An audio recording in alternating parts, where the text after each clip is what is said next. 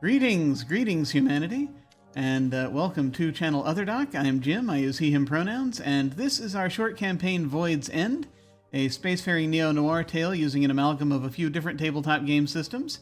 We're using Dirty Secrets by Seth Ben-Ezra for the structure of our investigation. We used Jason Morningstar's Durance to help create our location, and because we're playing online, we're borrowing from In a Wicked Age by Vincent Baker for the conflicts. Let's go ahead and go around and say hi to everybody. Let me see. I always forget what my question is going to be because I make it up like 2 days ahead of time. We're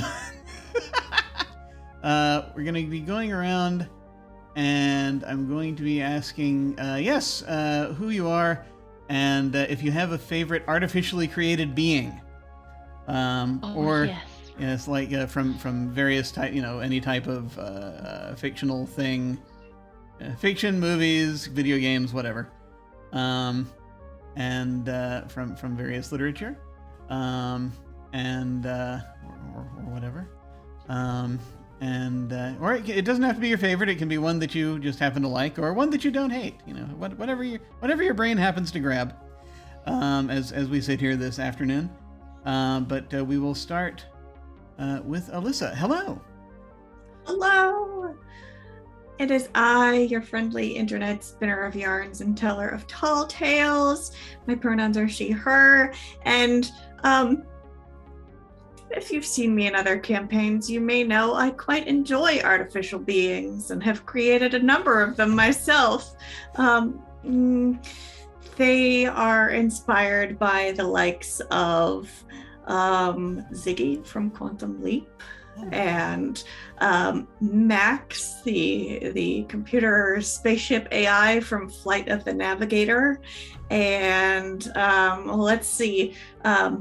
Android from the sci-fi series Dark Matter very much inspired our ship AI Unum in our Dark Matter campaign. So yeah.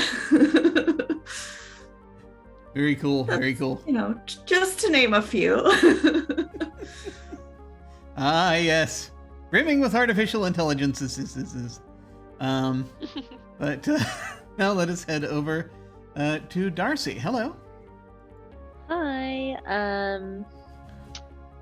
I am Darcy. Always on Instagram at OG Hijabi Barbie. I was actually thinking about this question for a while because I was torn between two of my favorite kind of like AI or created life, which is Data, which is an android from Star Trek, and Edie, who is an unshackled AI from Mass Effect. And she was like, I think my favorite kind of like AI because she is like has such an attitude, which is like one of the funny things I always like whenever I talk about AI with my friends or we discuss like the idea of like an artificial person. It's always like, where does the attitude come from? Why are they always just brimming with like a sarcasm or bullying? Absolutely. It's because they absorb vast swaths of the internet. That's right. That's what it is. That's true. That's true. We all need to We all need to be reminded, I think, every now and then, that it only took Ultron a few seconds on the internet before he decided the human race needed to go. So yeah, that's pretty fair. Pretty fair. He took one look and was like, "Yep, can't have that. It's not it, Chief." Oh no.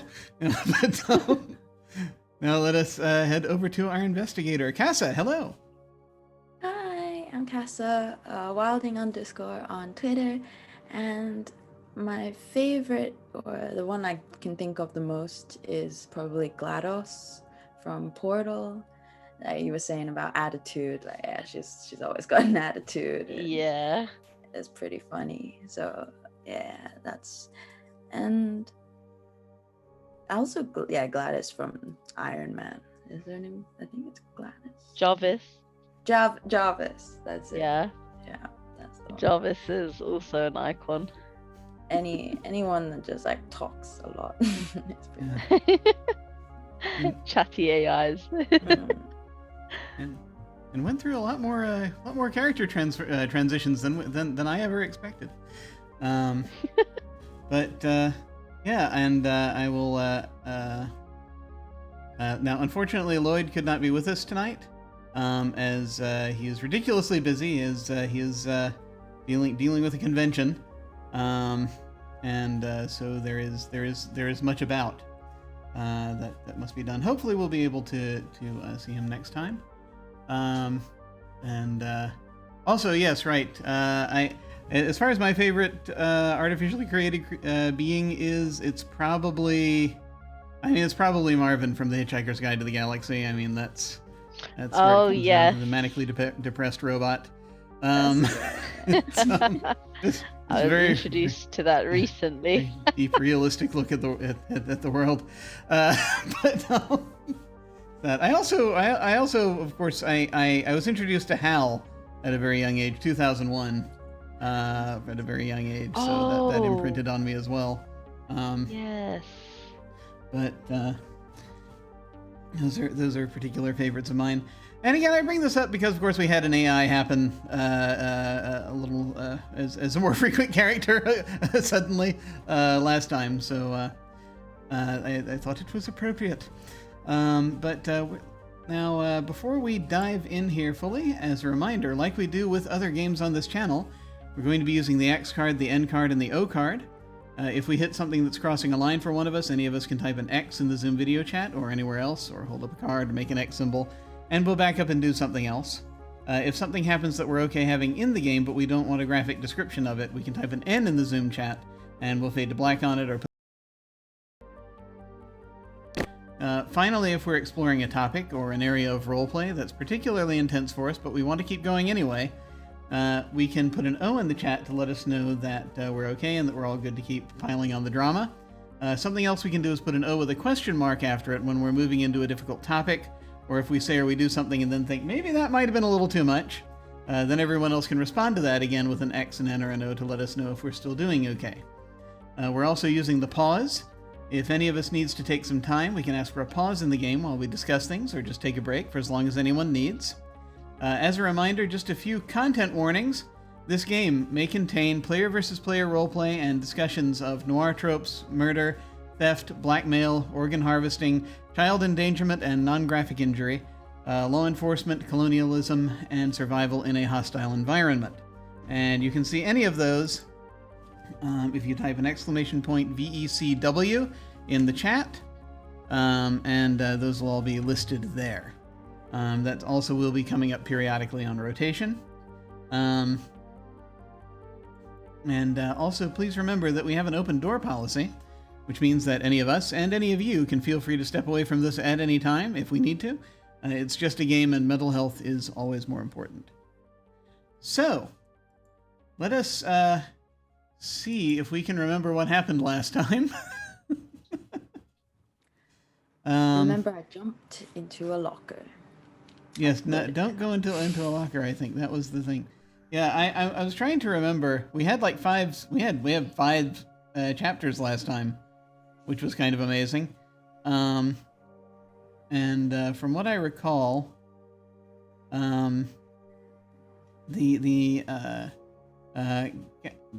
Bliss, our investigator, was briefly waylaid by Bull's forces, and Bull just basically wanted to find out what Bliss was doing, and just sort of double check and be like, okay. But and they sort of decided, okay, we're going to work on this together, but you're going to come to me if you find anything, right? And they made this agreement, and then Bliss, as Bliss was leaving the area, Bull got shot by someone. Bliss actually managed to shove him out of the way, and he was so he was only injured, but he was and not killed. But someone tried to assassinate him. They couldn't. They only saw like a cloaked, shadowy figure, who basically pointing their weapon at him. But Bliss went back up to the place where the murder that had recently happened. of McCarthy, the antique dealer. And it happened up in his office. She went and checked around his office. His AI was still there. The artificial version of him little hologram version of himself that he sets up for to filter out the more dangerous or non-serious customers. But went up to just sort of check the room out, see what happened. The AI was turned off at the time of the murder, so hadn't seen anything, but did let Bliss know about an area, a secret compartment under the desk that had a key in it, a locker key, as it turned out. And Bliss then went to the hologram projector and took the AI McCarthy with her. So she now has her on her iPhone or whatever it is we're using these days. Her space phone. Oh, right, that's her personal device. Her Then Spacial. went out to. I'm trying to remember if this was. Let's see. I believe last time she also went back to the club to see if to the Beehive to meet with Complex. Was a basically, as it turns out, someone who had tried to assassinate Sergeant Lin,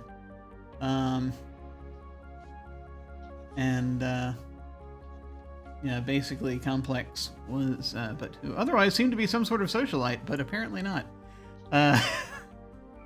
And Complex basically was talking about the fact that her child was in danger and wouldn't, until her child was given a way, she and her child were given safe passage off the planet, that she wouldn't say what she knew.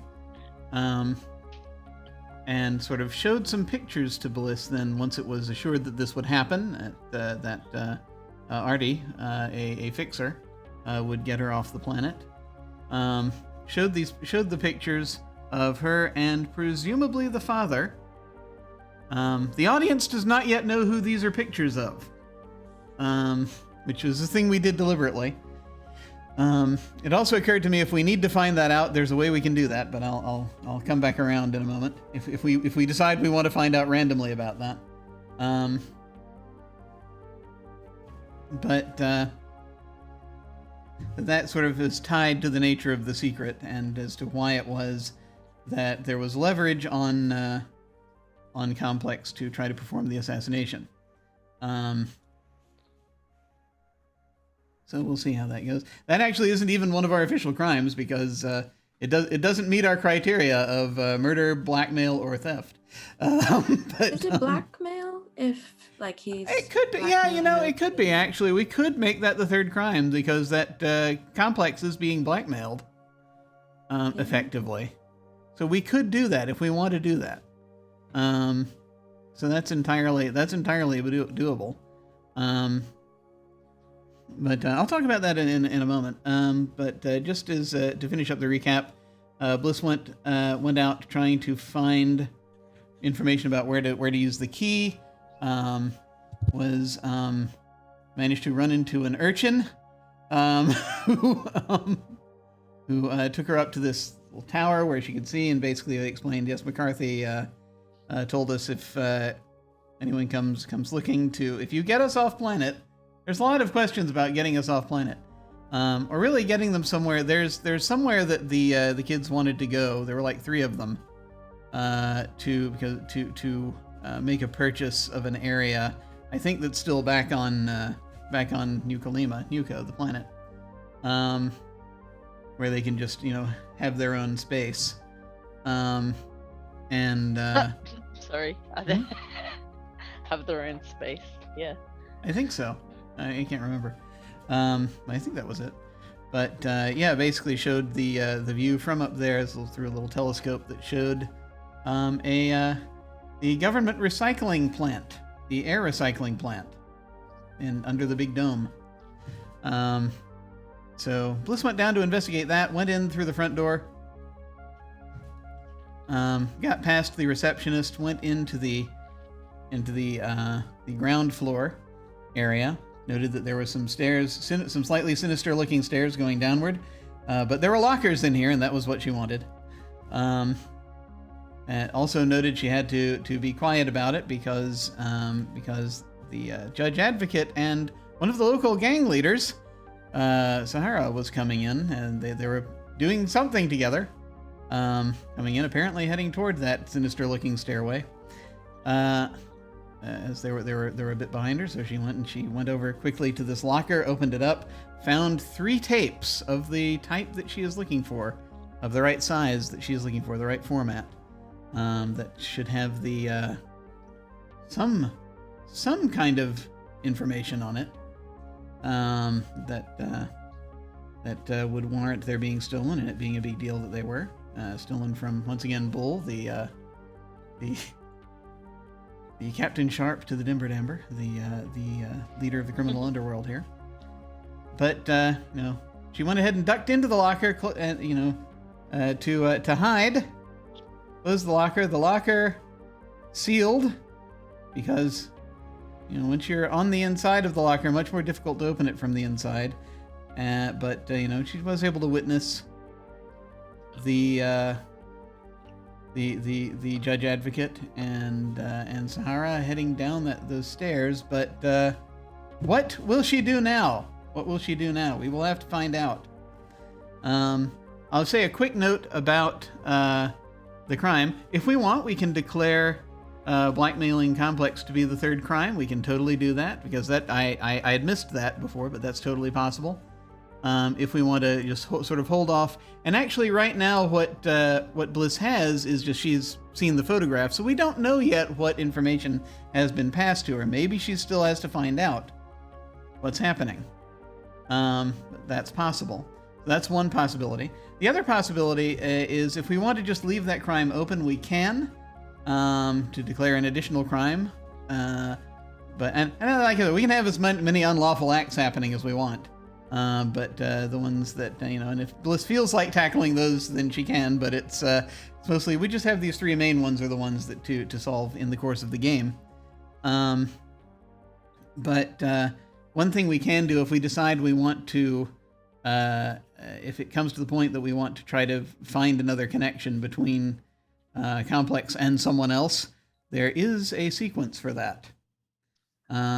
That's we can always do a revelation sequence if it comes to that, as that's one of the types of scenes that Casa can request. We will see what happens, but in the meantime, let us go ahead and get this going. First, I guess, let me just ask, sort of in general here, do we want to make the blackmail the 3rd crime, or do we want to hang back on the crime? I'm good either way.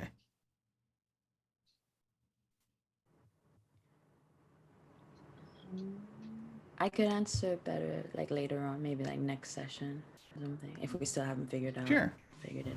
Okay, yeah, we can hang back for now. We can always put it in. I guess if it's the blackmail of the assassin, I think that, because we don't know who's committed the crime yet, I think that would be a good crime to add. Yeah, I mean, we can do that. We can sort of do that. Do we want to go ahead and do that now, or do we want to hang back and just sort of see if anything sort of emerges this session? I'm fine to see where the flow goes, if everyone else is. Maybe at the end we'll ask again. Yeah, I think we can hang back on it just a bit. Also, maybe possibly if we wait till next session, we can get Lloyd's input also, and do that. So there's also that. Okay, all right. So we will hang back on that one for now. So, our authority for this next chapter is Alyssa, and so we start once again. Casa can go ahead and pitch a sequence to her. Right. So I think the next part of what Bliss would do would be to listen to what's on the tapes, because this isn't going to be the tapes that she's looking for, because why would, unless they are, I mean, I feel like they wouldn't be, but whatever's on them would be important, so she'd need to find another antique shop. But I guess Echo would know, or Perhaps. But Artie first, would I know think you have to about get out of it. that locker. Yeah. Just trying to, yeah. So you're blocking my thing. That's good. Yeah. All right. So I would wait. So do we want to play out the escaping from the locker, or do we just want to fast forward and? We can do it. Okay. I wouldn't mind.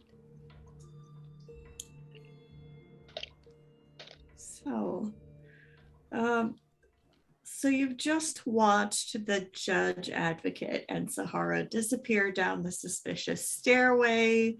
You didn't overhear too much conversation, just saw them together. So that's casting even more suspicions on both sides of the fence.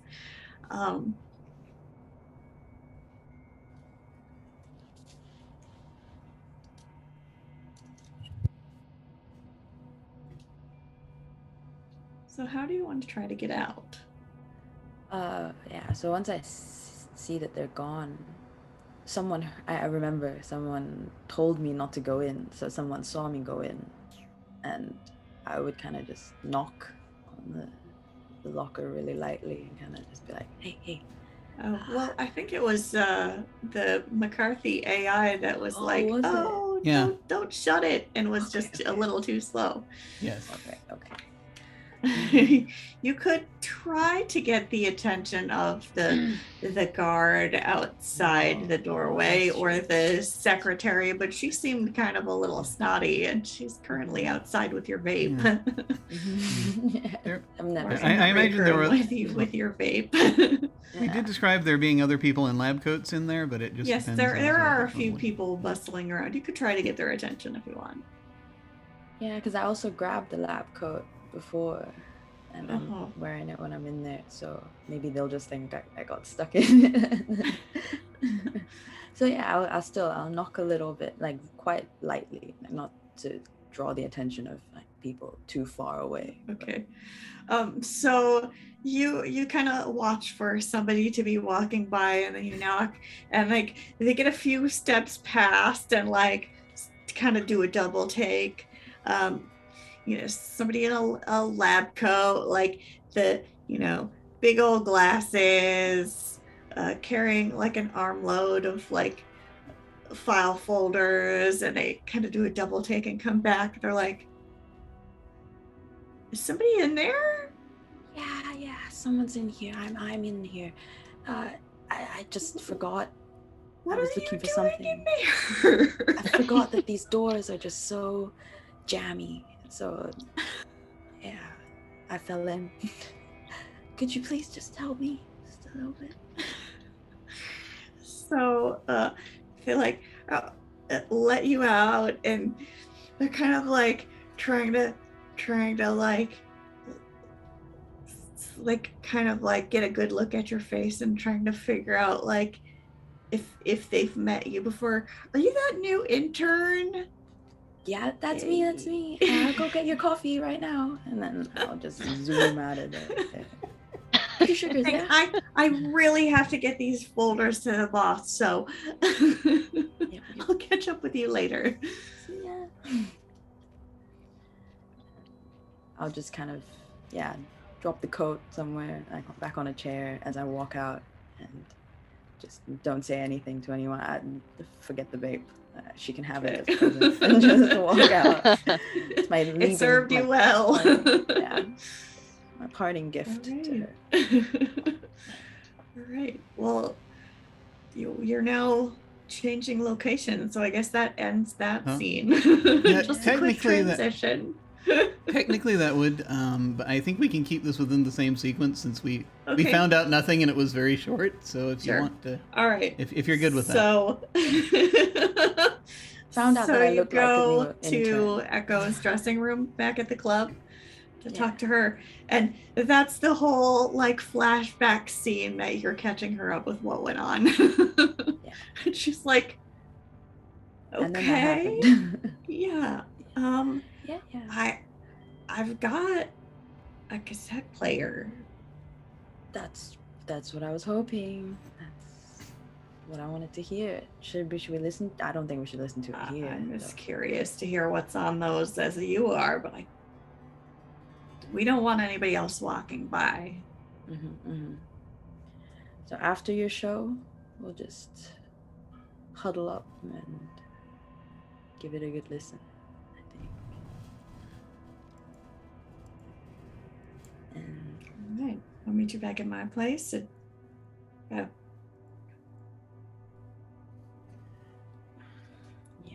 300 after the club closes. I mean, I'll be there anyway, and then figuring out. Unless you want to wait and we can head back together, but I figure you've got stuff to do if you need to.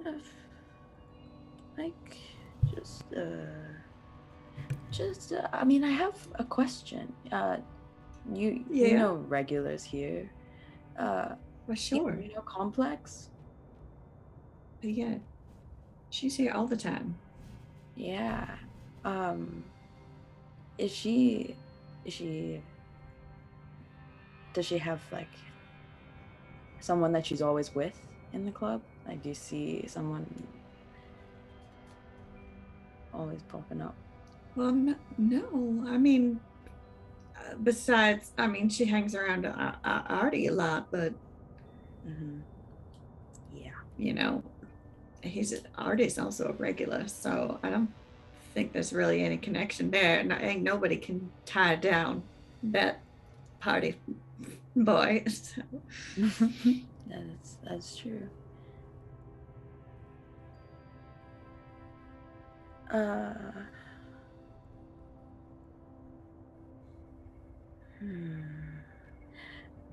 Is there a hospital? I don't recall her ever having a steady bow, and believe me, if she'd found somebody, I'm sure we would have all heard about it. That's fair. I was just gonna ask, is the hospital nearby?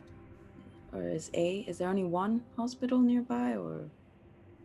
Well, you got the fancy hospital for the higher ups, and then you got the clinic for the folks who need a little bit more of a sliding scale. Yeah. Is the hospital, like the fancy one, far from here, or? Well, no, nothing's too far from here. That's true. All right. Yeah, so I'm definitely gonna meet you when you're done. I'm gonna run a few errands and see if I can tie up some loose ends. All right. I'll see you around closing time, man. Yeah, have a good show, though. Thanks, Break a sugar. leg. Get a drink on the way out. Yeah. And then I would be changing scenes, right? But I haven't found anything else, so we change or... All right. Yeah, no, you just basically made plans. Yeah. And you asked like a three-part series. But you asked a few questions there. So I mean, I could see you had a conversation. So I mean, that does work. That sort of that were kind of relevant to what you're doing. So I could see us going ahead and ending the chapter there. I was wondering if we should say if the tapes are labeled at all, because I had a thought about certain things.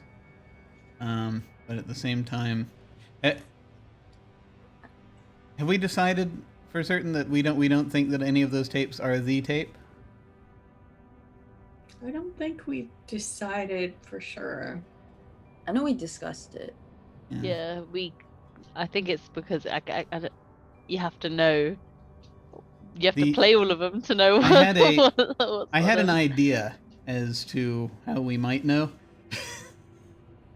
And that is if the tapes have certain, depending on how the tapes are labeled. Because I was thinking that there's a possibility, and again, I don't know that this would be the tape necessarily, but it occurred to me that one of the tapes might be labeled Ghost Riders in the Sky. Okay. But as again, the Echo's clients, again, they request specific songs, or perhaps they let her know by other means, like, say, by sending her an album of some kind, and it's like, oh, look out for this title, that kind of deal.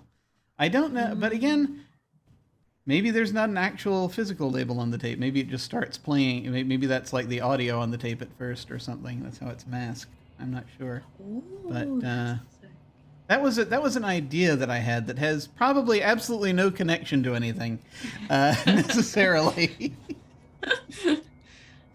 But it was just sort of stuck in the back of my head for a second that I thought of in between times and only just suddenly remembered now. But that's the perfect time to remember. Yeah, I was just saying it's possible. So it's entirely possible that Mercy might have even recognized one of the tapes and not said anything. We don't know. But are you good with ending the chapter here? Yeah. Okay. I think that's all right. Then you can go ahead and move the pawn, and make your pick. Mm-hmm.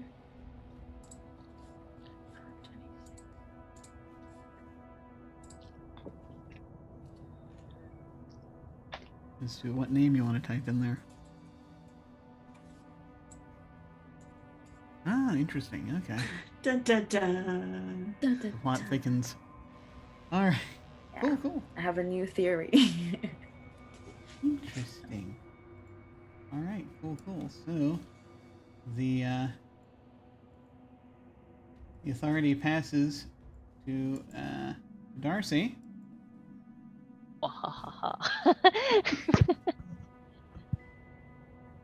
And we get to our next scene. We get to our next chapter. So the next scene.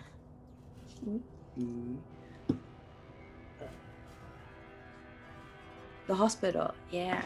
I'm gonna say paying Sergeant Lin a visit, but actually I'm trying to see like if they keep a record of kids that were born on the planet.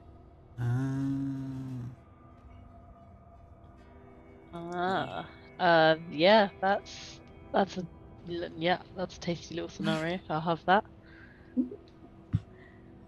Okay. I think I'm going to recommend that Sergeant Lin is not currently conscious. Yeah. Yeah. That makes sense. Perfect excuse to wander around. Yeah. So, I think after a late night show and uneasy rest, you wake up in the morning and you're deciding to go to the hospital to check up on Sergeant Lin after an unfortunate encounter in the market. The hospital, like many of the official run places in Nuko, is sterile, mainly spotless, and has an oddly cold feeling to it. Even some of the nurses and doctors you pass just all have kind of a face of not really wanting to be here, or just kind of having to be here. But as you walk up, there is one particularly cheery nurse that is manning the reception desk. And that nurse will be played by Jim. Hang it. I was pouring the tea. Okay. Sure. All right. So no. Basically, you approach. There is a nurse at the desk, and the nurse will take a. She has a stylus that she is behind her ear that she pulls out, and she just looks up. Hey, how can I help you? Hey, I was just around the corner down there in one of the rooms, and someone was throwing up real bad. So, I mean, if you could go straight away. No, that's not good. That's not good at all. She looks up. Which room was it? Just the one right down the hall. Like it was quite a whiles away, but I couldn't find anyone close by, and he looked really sick. Yes, that's because you have to page them. And she picks up the. She basically just touches a button, and she Oh no. says, Bruce Carter, please. We've got we got some. What was the? She'd put a code. Yeah, cool. Yeah, we got a. Looks like we've got a code 20 happening right now. Please come down. Please head over to corridor A. And so she will do that. And thank you for letting us know. No worries. And I'll kind of just walk back around the corner, and then I'm gonna have to start a fire or something. I realize this isn't doing that didn't work. It's very pleasant, but does not want to leave I love her how post. fire is the jump to, not maybe knocking over like a bedpan in the hallway, or clogging someone's space toilet. I feel like she's gonna brush that off to someone else. She seems the type that's just like comfortable in her chair. That's like, unless she's endangered. Yeah, so I'm gonna try and find something flammable. Oh no, I don't think I'm gonna find anything flammable in a hospital. I mean, so the hallway that you've chosen. Sure about that. The hallway that you've chosen, it is like each room is kind of spaced apart, and these are like individual outpatient rooms. So people who are currently leaving leaving the hospital. You may try some of the doors.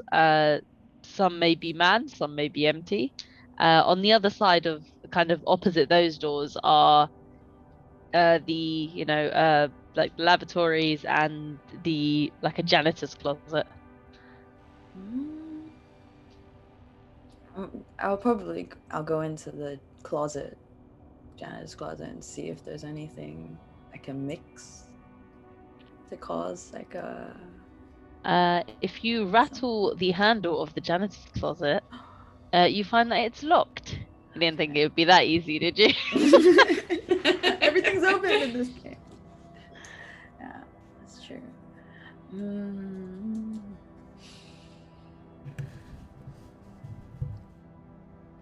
Then, okay, I'm going to the other side where all of the guests are, and I'll knock, and if anyone answers, if no one answers, then I'll knock again, and then if no one answers, I'll try to go in and see if there's you go to knock on the door like closest to you, but as you like wrap your hand on the back of the door, it kind of just creaks open, and no one responds.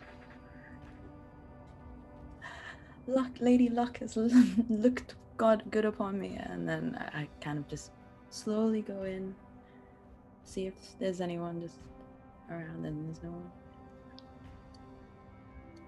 one. As you open the door and head in, there's another door in the room. I guess that's for the personal, like the patient bathroom, you hear a sound from inside, and a voice calls out and says, "Is somebody out there?" Oh,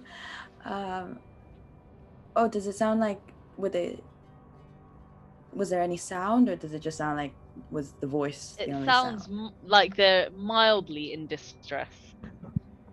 Okay, so I'll say, oh, just housekeeping. We need to turn down the beds and leave you a little gift as well. Everyone, today is a special day. And as I'm saying that, I'm walking in and trying to see if there's any like lighter. They call out to you again and says, "Screw the cleaning. Help me out in here. I've fallen and I can't get up." Oh, yes. We need to get special equipment for that. I'll be right back. Don't try to get up. Just stay where you are, and try to relax a little bit. They try We're to call sending out help to you a immediately, few Mrs. times. Fletcher. They'll call out to you again. What do you mean special equipment? Just help me up. But hanging on the back of the bathroom door is a coat and bag, unattended. Yeah. I'm gonna just I'll just unzip the bag or try to see if there's anything inside I can use. Inside, you find a few like personal effects. Sorry, like a strange like kind of playing card, some currency that you would assume is for something on this planet, the person's own space phone, and a quite shiny ring of keyrings with a very strange tool hanging on it, kind of like a pocket tool. Special tool. If I don't see anything that can start fires, I'll take the special tool and the coins and zip it back up, and then. As you take the items, you hear the voice call more urgently, Are you going through my things? I'm on the floor and you're going through my things? No, sir. This is just routine. Like I said, I'm here to clean, so I just need to do my job. Please don't stop me from doing my job, sir. As I walk out. You hear unintelligible screaming, along with this of help, doctor. I guess you could choose to grab. So you already have the tool in your hand, so you can run out the door. Yeah, got the tool. I'm not sure. The strange tool that you see on the keychain, when you flip back the kind of strange curved top, you see kind of like a small, I'd say a few centimeters long, a small laser. I guess it's meant for cutting tools, like cutting small things, but it's really, really small width, but I guess wide enough to get a few things by it, just to, I guess to cut things in a pinch. Oh, so smart. Yeah, I'm going to. There's brochures in the hospital, I'm guessing, so I'll take something. Yeah, right by reception. Maybe we stay away from reception. Are there bathrooms on the floor in the corridor? Yes, right opposite. Right opposite that room that you've left that poor man on the floor. On the way out, I will. Okay, now if I see a nurse like walking around, like, excuse me, please. There's someone in there that really needs your help. You flag down, I guess a a passing attendant, and they go, oh, as soon as they open the door, they hear the screaming. They're like, oh, don't worry, sir, I'm on my way. And you slip by into the bathrooms opposite. Mm-hmm. There are 3 private stools and a small kind of open open window. Not enough to squeeze out of, but enough to either throw things or look through. Right at the far end of the room. Mm-hmm. I'm just gonna grab like a big. Oh, Jim, did you want to say something? No. I was amused by the idea that the attendant that you grabbed might have been Bruce, who was still looking around for the person who had vomited and didn't know what room it was. That would have been funny. Probably was. But I'm gonna grab like a bunch of tissue and then see if I can slip it through and if it catches fire. It does. Would it catch fire? Okay. So I did like a tiny piece, but then now I'm. A tiny piece. It kind of flames up instantly. Turns to ash. Kind of floats. The little black, the tendrils kind of like float up. Yeah. Yeah. Probably one went up my nose. I'll grab like a bunch, like whole pockets, like a pocket full, and then I'll go out to like an open area. Well, not really an open area. Like somewhere under a fire alarm. Like a fire so I guess you do the classic move, kind of throwing a wad of paper. You kind of like filling it up on the counter, like right next to the sinks, or where water dispenser. And sort of above you is kind of a flat panel, or which looks to be a sensor. Mm-hmm. So you kind of stuff the like paper and tissue, and you're piling it high, kind of stuffing it into this area, and then you take that little laser and just on a small end you twist, and at first it catches, so you see a little ember burning, and then it starts to grow. So do you want to stick around and wait for it to get to a hard? It's starting to grow now. Do you want to stick around, or do you want to head out immediately? As I head out, like I'm just want to rewind, and I want to put it in a bin so it doesn't spread too far. I don't want to burn down the whole hospital. Everyone's dead because of me. Yeah. So you throw it in a wastebasket by the door. Yeah. And do you want to head straight to the receptionist table to try and get a look at the filing cabinets, or? Yeah. Okay. So you beeline to the reception. As soon as you get there, though, there's the faint beeping of a smoke alarm. Mm-hmm. Oh, and as I approach the thing, I think there's something going on somewhere. Again. Yeah. So so Jim, as the So yeah, so I assume the fire alarm hasn't gone off yet. Is that what you're? It's I guess it's beeping, and then you have like the 10-second delay before the main. Okay. So yeah, as you're stepping up, she just sort of will stand up and she just sort of smiles. Now that wasn't corridor A, that was corridor B.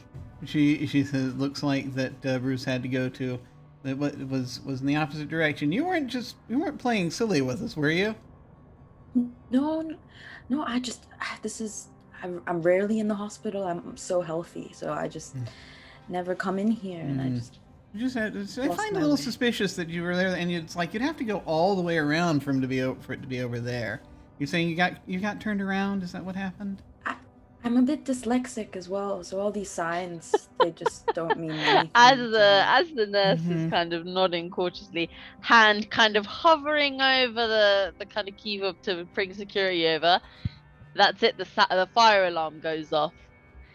There's just a high-pitched beeping noise emitted throughout, and then a clear voice over kind of like the audio, like the speakers in the hospital going, would all patients proceed to exit B? All attendants to exit A. Thank you. And then it repeats over and over. And she just sort of, she's like, well, I suppose we'll have to wrap it up later. Exit A is just down the hall that way. All right, go. And she will help. She will get up and she will start. Basically, she has to help patients. So she's going to. She's not going to leave an able-bodied person. She's not going to try to, mess with an able-bodied person. Right now, she's going to have to try to get if there's a fire, if there's possible fire happening, she's got to get the patients out. So she's going to start, she's going to start running. Just basically just sleeps up and moves much faster than you had suspected that she generally moves. And just zooms up. Just like has her come out and she's like, all right, let's get him out, and just very professionally. And that's her. So I guess you can do a faux kind of like, you go to turn, but as soon as you run, you just slide back behind that desk. And you see there's a few cabinets which are around kind of like the front, a computer, which is surprising. You're in space. Why would they still have cabinets? Who knows? Why would they still have tapes? I don't...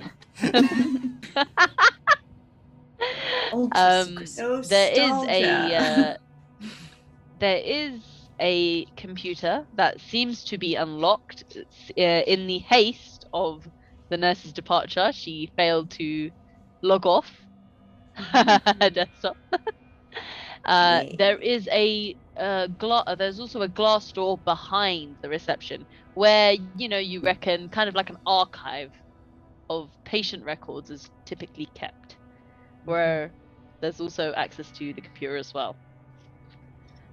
I don't think this would be. I don't think this would be.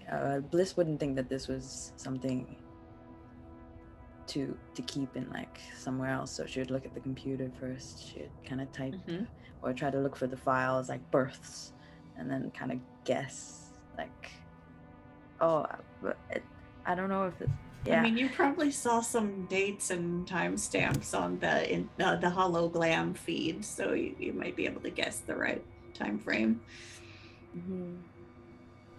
Or I would have asked like when her birthday was or something. So, I would look for that. Using the computer system, you can you go into you go through patients, previous patients, year, date of birth. You go through them, but you notice something strange.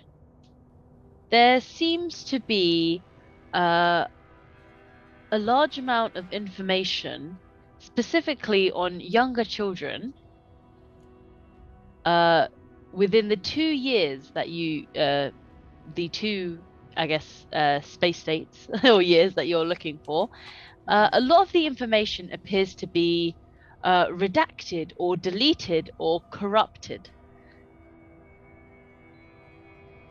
Now, while information on mothers are still intact, the children's files seem to be either incomplete, lost, or destroyed or redacted. I'm gonna ask for McCarthy's help. Maybe I can plug him in, or he can tell me. Yeah. Does McCarthy is McCarthy functioning right now? Yes. So McCarthy has been loaded on conveniently onto your little space phone, and placing him like parallel to the screen you're on enables a little hologram McCarthy to shoot up. He appears. He's like, right. What do we got here? We need to find a kid, but it seems like all these files are like redacted, and I can't read it. He puts on a little pair of glasses.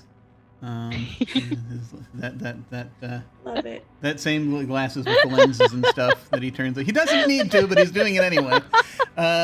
He just sort of leans toward the screen. I see.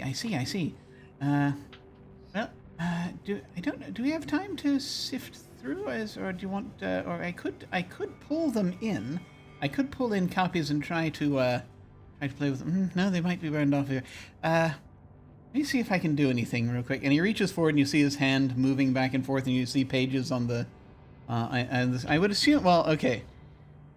Yeah, it's exactly what you think. Like he's able to kind of grab things from the like inside the computer or the screen and kind of pull it to him. You sort of see pages move back and forth. Little file transfer animation. Yeah. It's like this. It's like just out of the screen. You see this little hologram of a file folder that he catches. Yes. Yes, that's perfect. No, that's it. Delightful. A few different times. Probably that one and that one. I have to do some restoration on this. This one's going to be a bit tricky. How much time do we have? Not much. I'd say the average drill for a fire alarm with this hospital is around. You got about 20 minutes. About less and than 5 minutes have passed so far. So. Now, the files. Not much. So let me see what I can find here. Now, the files seem to have been expunged, but if I try to get at the layer of data underneath, let me see. And if it's see him sort of flipping back and forth. If it takes too long, we can just take what we need and figure it out somewhere else. Well, yes, it's the thing is tricky. That's very tricky. It's very tricky moving. Trying to think of what's the next one up from terabytes. Mega. Terra was make up a new word. Terra was the highest that I learned on the scale when I was a kid. Alas. Call it a nukabyte. Oh my god. Nukabyte. It's moving. What it is. I'm just going to stick with terabytes for now.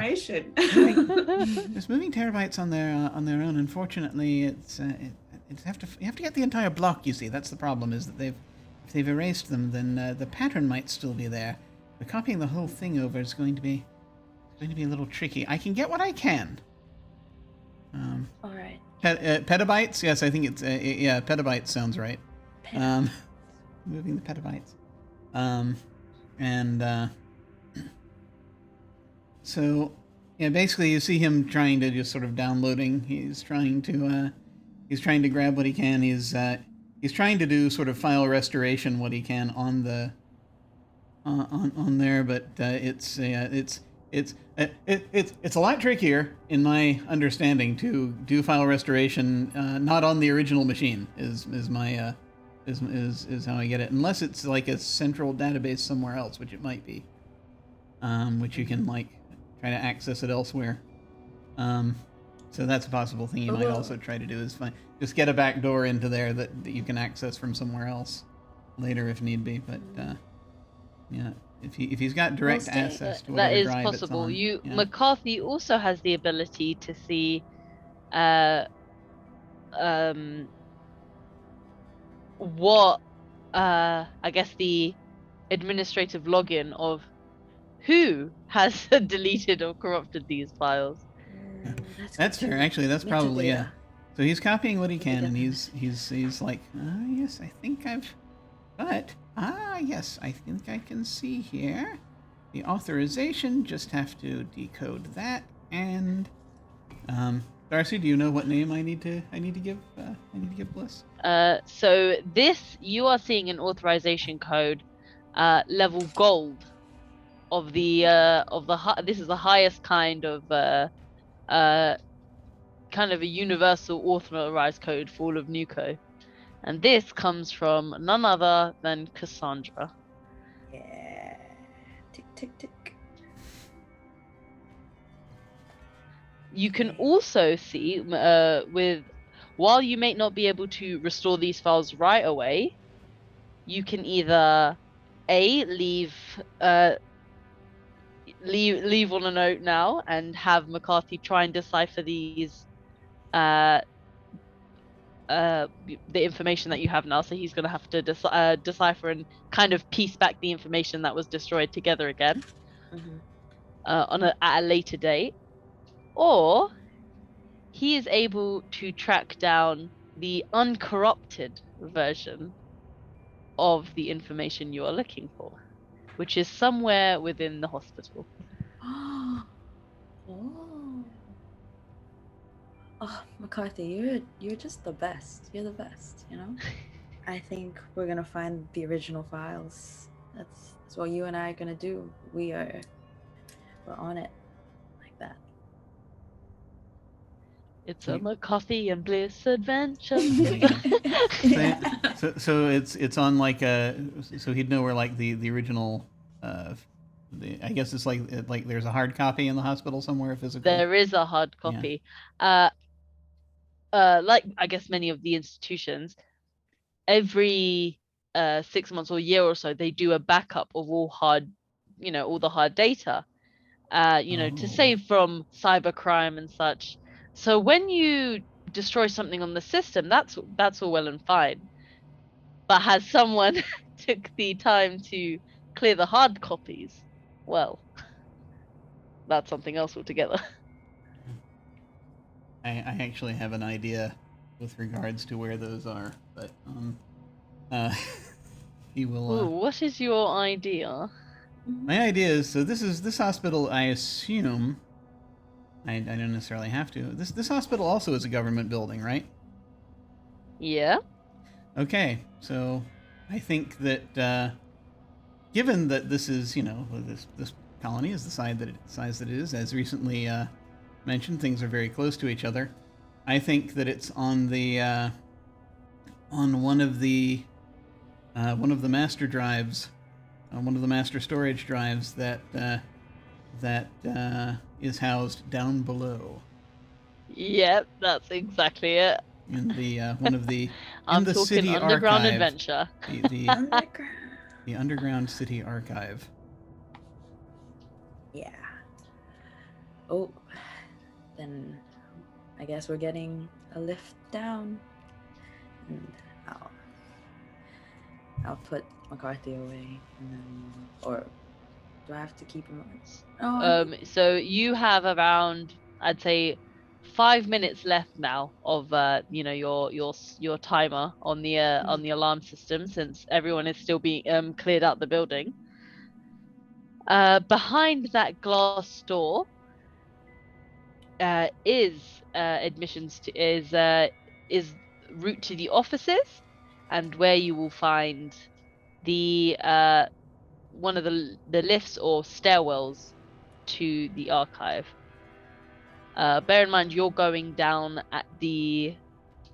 I guess actually, I'll let McCarthy tell you as you go through this hospital, and as you slip past this the glass door behind the reception, and you head down into you head through the offices, which are all empty thanks to your fire, thanks to your little fire distraction. So it's quite simple getting into the kind of lift. However, right next to the lift is a stairwell. You see at the top of the stairwell, it lists the floors that descends.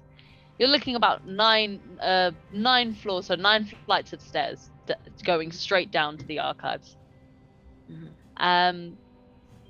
Next to it is a lift, a more convenient way, a more accessible way. However, you need a key card to use the lift to get down to the archive. So it looks like you are taking a walk.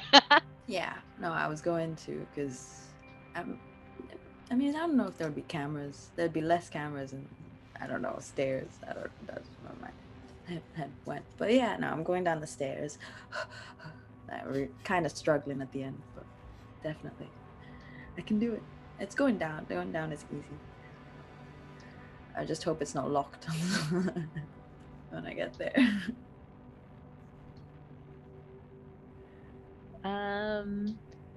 So heading straight down.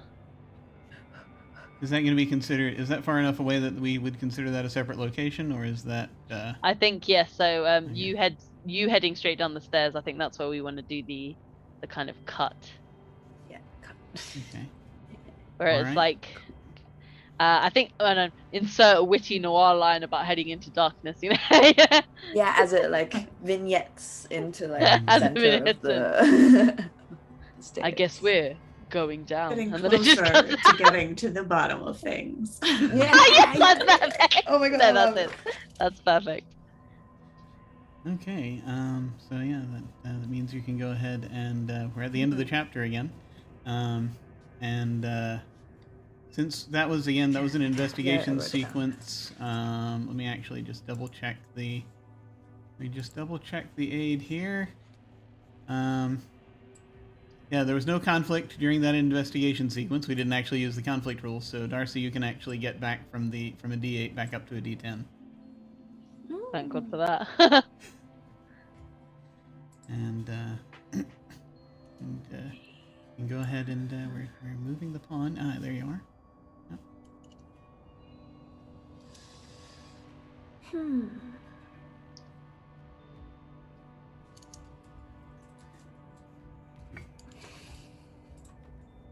So, all right, interesting. Okay.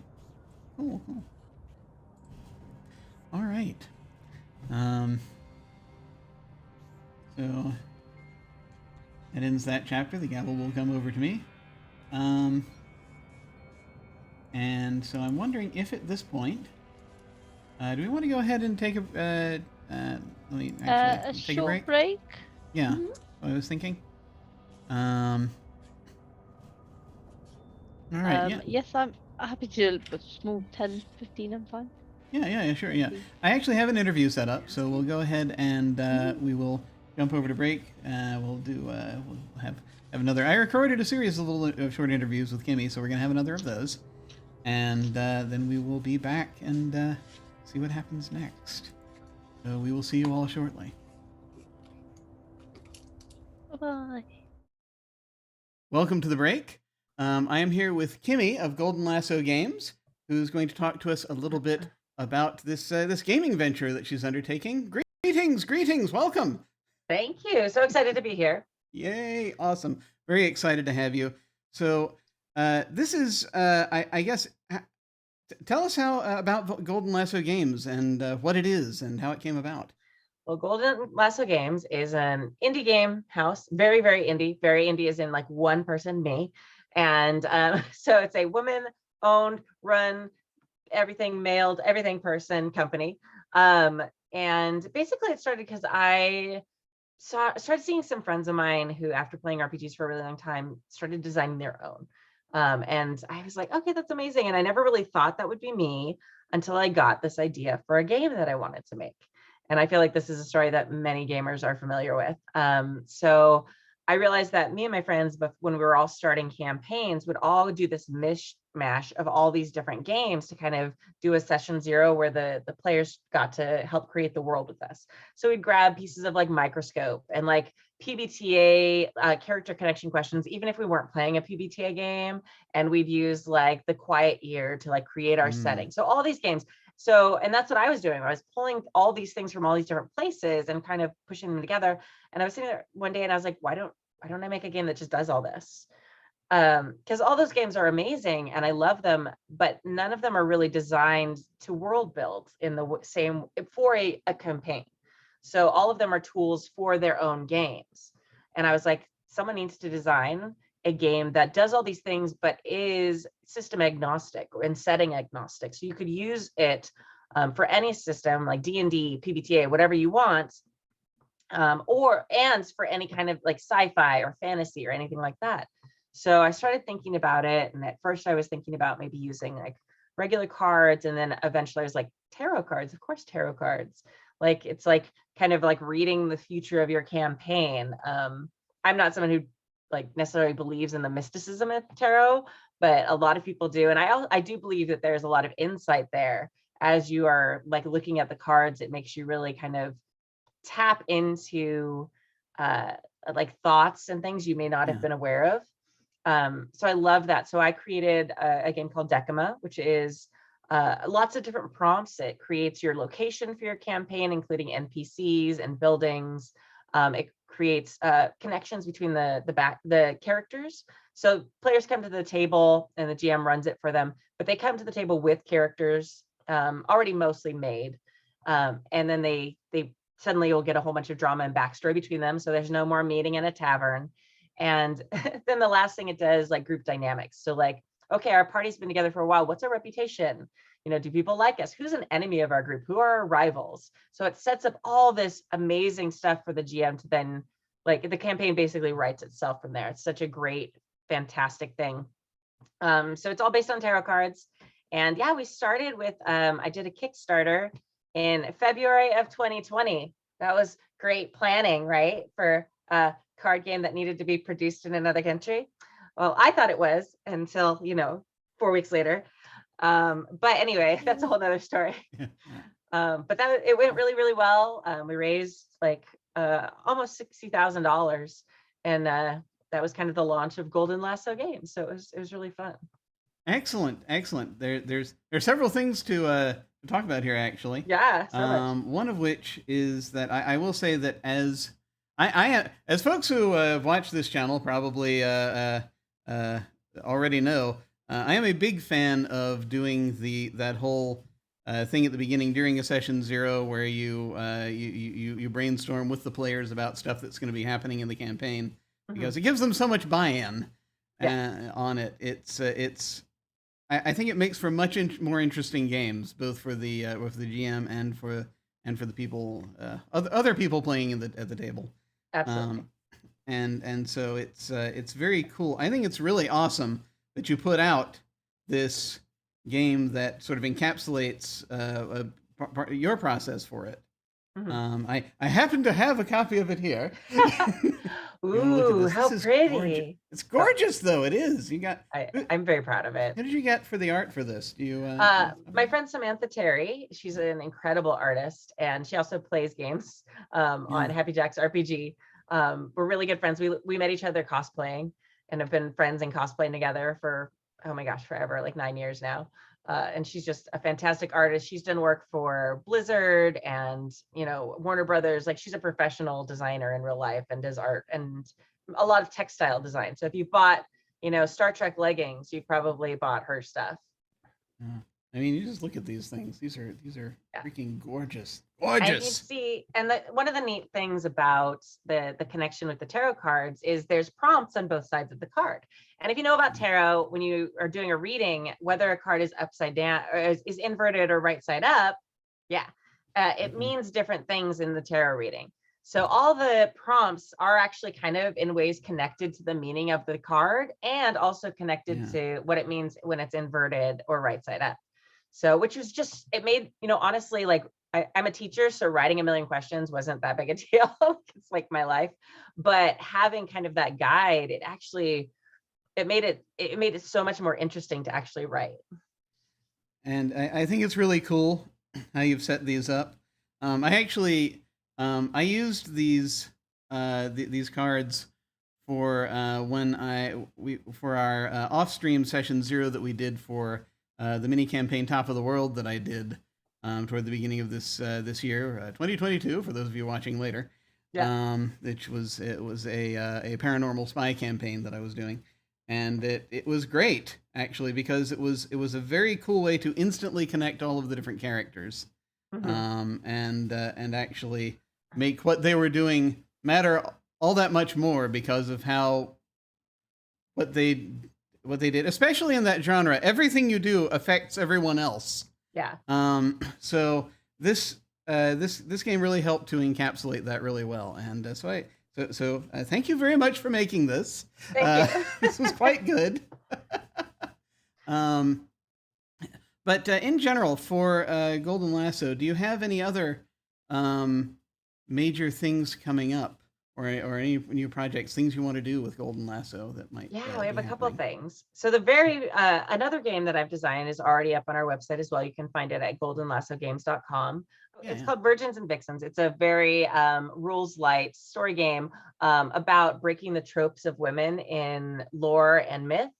So you've got like the tropes of like the damsel in distress or the evil hag. So it's got a set of tropes like that, and you start out the game very much in that trope.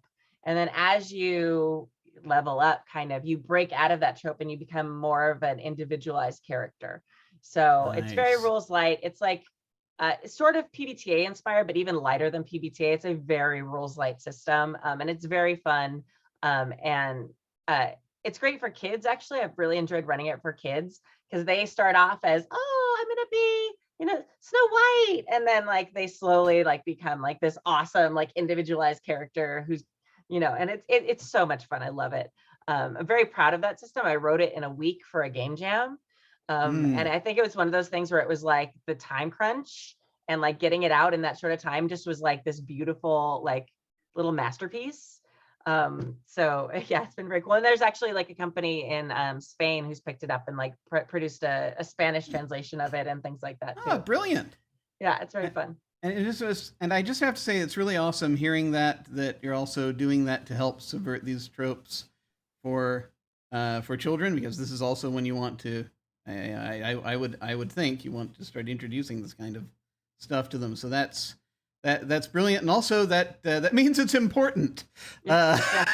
So which, I mean, actually all manner of games are important, but just that's very it's very cool to know the very important thing about this one. So yeah, I highly recommend folks check this out. Where should folks go if they want to find your stuff? So go to goldenlassogames.com. You can find all our games there, including the ones that are up and coming. I have another game called Starscape that's in beta testing right now. And then I have one called Mains and Magic, which is another kids game that I'm designing. It's going to be very rules light. It's about unicorns. I'm basically designing the game that I would have wanted as a kid. So you start off as baby unicorns with like elemental powers, and you slowly get more powerful as you go looking for your adults. So that's going to be very cute. And actually the character sheets for that are also coloring pages. I'm very excited about the art for that one. They're super cute. Oh, that's I really awesome. just was like, what game do I want to make to play with my daughter? Okay, unicorns. That's it. Brilliant. Unicorns. Yeah. Brilliant. So goldenlassogames.com. Excellent. Go check it out. Thank you very much for stopping by. And I'm now going to throw things back over to my future self. Please take care, folks. We will see you all of a sudden.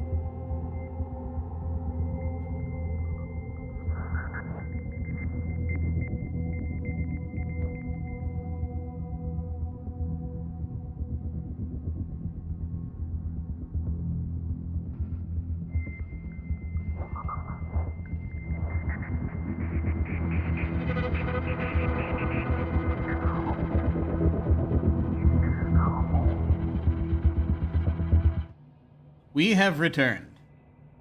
And the power has now come to me, and I shall do my best not to be corrupted by it. I shall do my best. So we're at the start of a new scene. Start of a new chapter. There are so many terms. Start of a new chapter, and so Cassie, go ahead and hit me. What do you want to do? I think we're going into the archives. So we're gonna try and find the file on the kid, and then maybe also just like see other files to see like what's going on with all the kids, and then Sounds good. just take a little look around. Yeah, maybe uncover some secrets. All right, excellent. Okay, great. I have way too many ideas in my head now about some things, but we'll get to it. All right. This is the problem with doing this just before a break. Things start turning, and we'll see. We'll see how it goes. So yes, you descend the stairs into the area that you're now.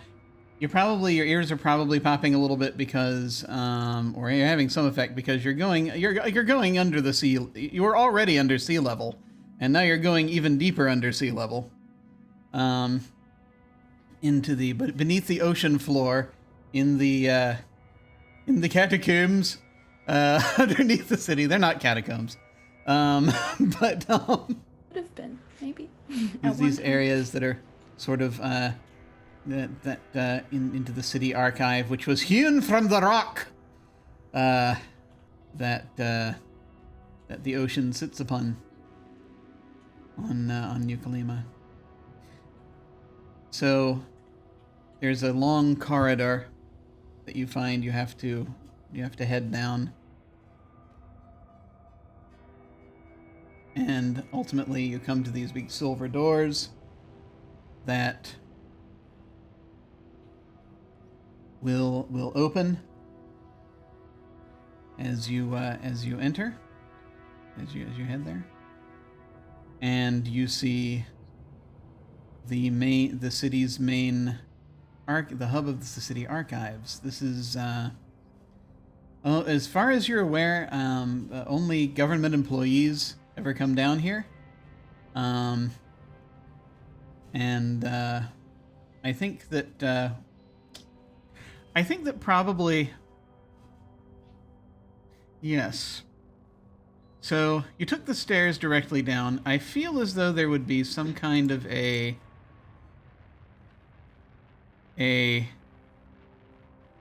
key card mechanism or something that they want you that will be necessary to pass through these doors as you were there. Some sort of thing in lieu of like a face print. Perhaps I could rely on my trusty co-detective.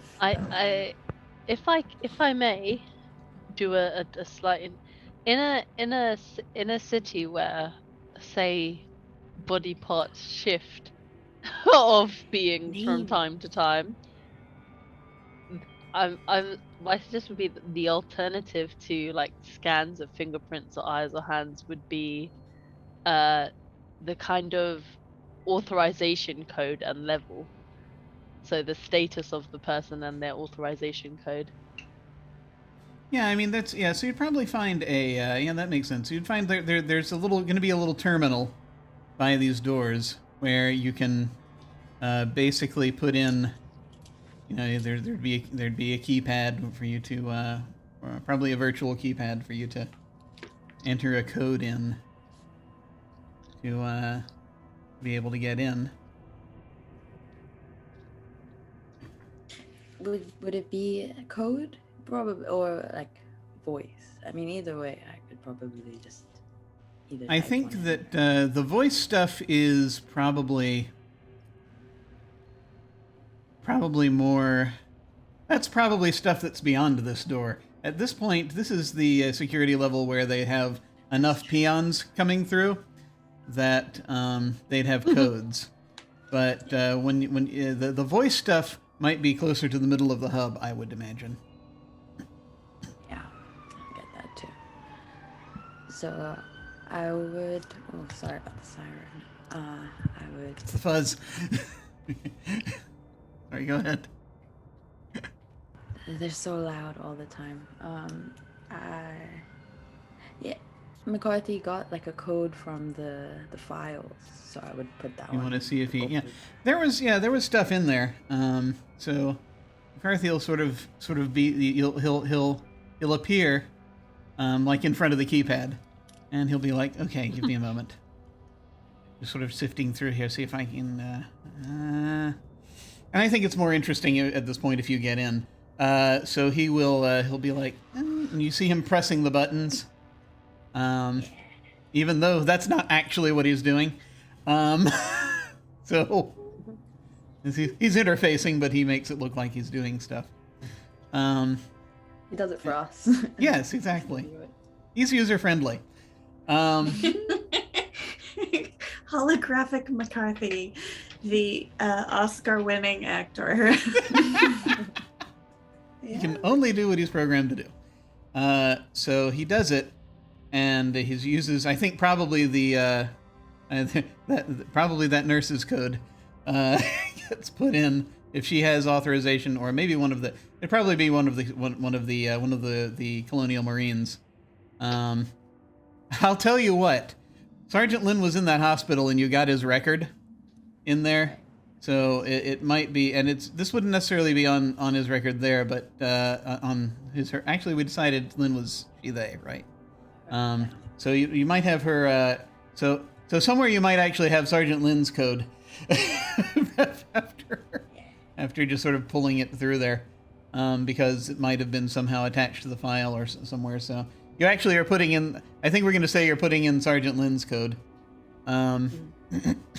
If you want to leave that trail. I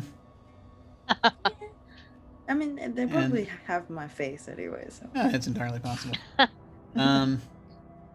So, if I may do a slight bump, I guess it's completely up to Jim, but McCarthy did see Cassandra's login ID. That's true. Yeah. That's very true. Might need that eventually. I think McCarthy will ask you, how high do you want us to go, and who should I attempt to be right now while this is happening? The highest of the highest.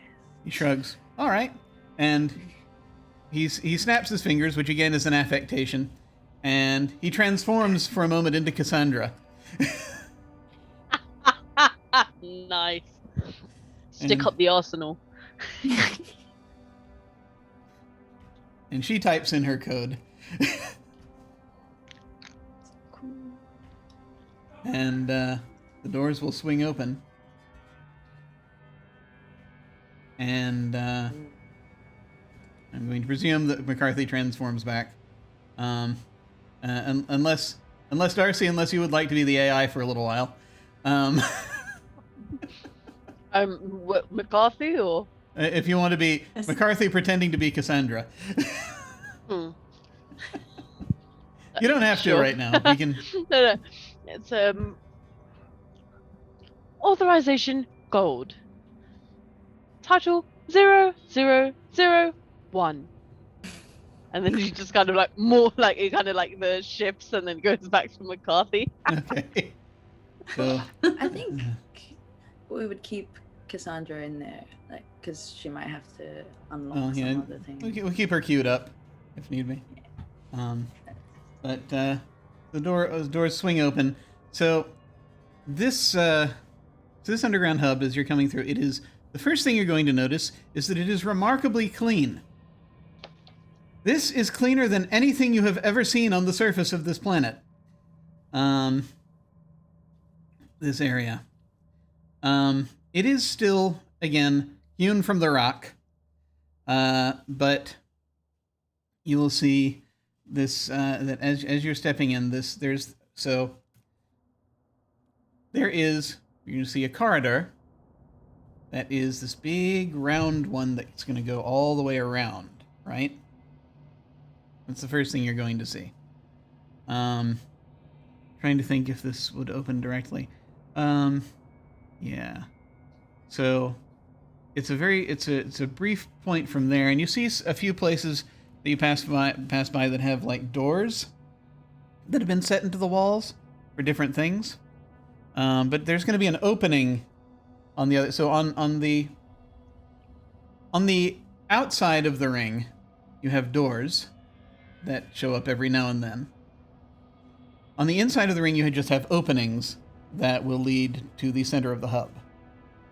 And when you pass the first of those openings, you will be able to see there's an area. You see what appears to be there's this sort of big open area in the cavern, this sort of cavern, with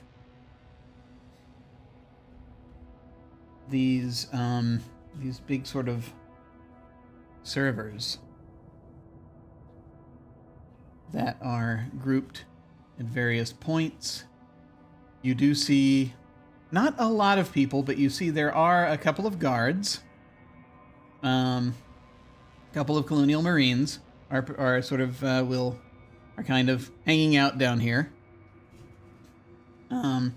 It looks more like they're hanging out than actually at attention, because they don't get a lot of people down here. But they're at their posts. So like one's on one side of the room, the other's way on the opposite side of the room. You have a few people coming back and forth. They are going to be dressed variously. You see, typically it looks like 3 different types of people that you see coming and going down here. Again, not a huge number of them, but about 3 different types. You see suits. You see people in suits will occasionally come down here, who look like they are sort of city executives, or there's city employee executives. You will see the occasional tech person come through, who I think that the official city tech people probably have jumpsuits. I'm imagining kind of gray jumpsuits, and they kind of sort of the city maintenance people of whom there is not a huge number, but you see them come through every now and then. And they either come in needing to do stuff at the terminals, and then you will see more people in lab coats that come and go, looking very much like the ones that were in the oxygen plant. Going back and forth among the various terminals, among the various servers. Several groups of servers. You see there are, with interspersed throughout, a number of little terminals with these, with actual monitors with little glowing green screens, and sort of these folks going back and forth. I think you see from time to time. Well, it depends. What are you doing? How are you approaching this? I'm thinking now. I could.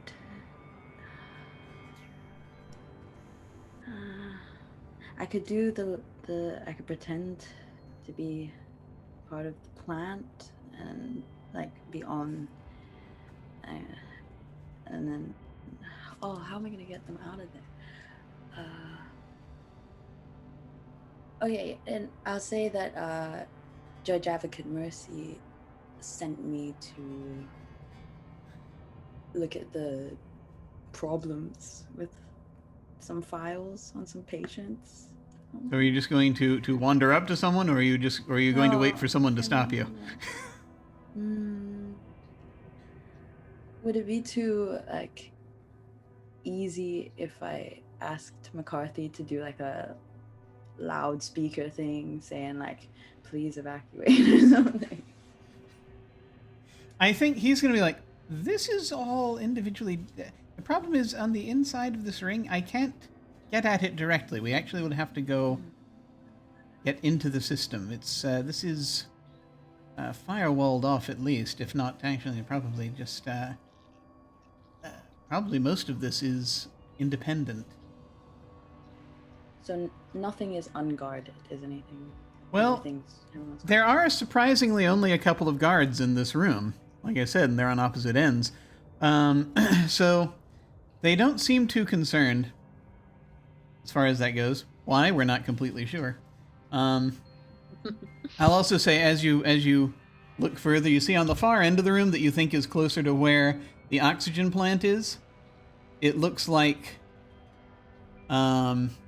security is probably... I am going to assume you take your time to case this area. Security is a little stronger on the opposite end. You see that there's the doors that you think would be leading to roughly, if you've got your geography right here.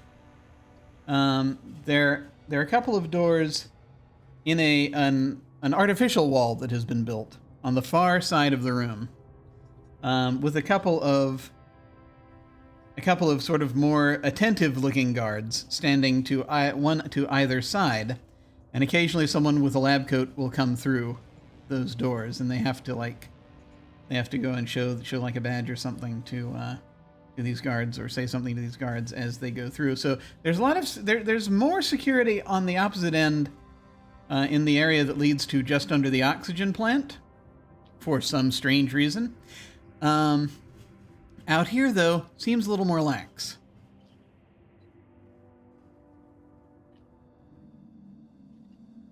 Fake someone out, so I'm gonna keep watching the lab coats, and if someone moves into a place. Well, did you ditch the lab coat that you picked up at the lab? Okay. Just checking out. I mean, I wanted to say that I didn't, but I feel like she would have. Okay. So like I just ran out with the lab coat. Yeah, you had the lab coat on when you ran out, so it's just up to you if you tossed it or not before you went into the... If I had it when I left, then I would... Yeah, I mean, you could have it, like, say, if you're carrying a bag or something, you could have put it away in there or something. Yeah. Okay, so I have the lab coat. That's easy enough. Yeah, I'm not gonna make you steal another lab coat. My goodness. So I think what's going to happen is, if you are you going to approach the interior, or are you going to stay out here, check out the doors? I mean, whatever you want to do, but. I'm probably gonna. Can I get to where I need to go without passing any people that might be like, oh. Yes, you think you can. It looks like you've got a straight shot. Then that's what I'll do. I'll try to avoid all the people, and then kind of just... Okay. Got the lab coat back on. As you approach the servers, you'll see that, and you're almost there. You're just before you're going to get to the terminals. A hologram will appear in front of you. As it appears that this is actually something of an interface that is down here, and this is going to be a hologram of this is a government assistant hologram. It's basically sort of helps work this area, and appears to perhaps be the interface for the archive. Alyssa, would you like to play this character, this AI that Bliss is now encountering? Can I help you find something? Yes, I'm really busy trying to figure out what went wrong. So I just need to get access to some certain files, and I'll be on my way. What files are you looking for? Specifically for the young patient files of the hospital. Between the years. Patient files. Searching pediatric records. One moment, please. Take your time.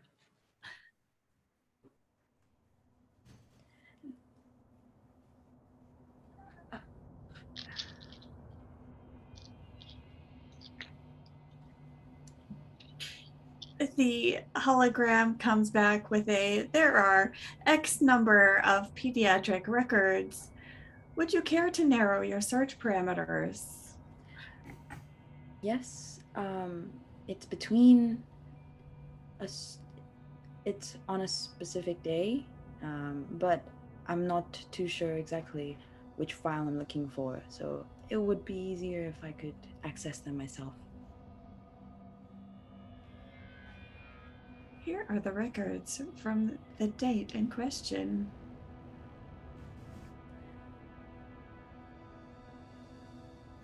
You can find them in this file location.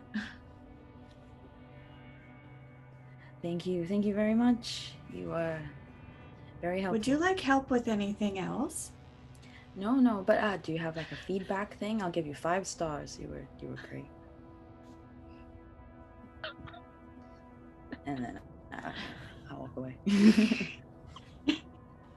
Have fun with future Clippy. That's great. Oh, yeah. All right. So these servers are divided up into sections. The section each server is going to be closest probably to where those departments are physically, but they're still all in the same room.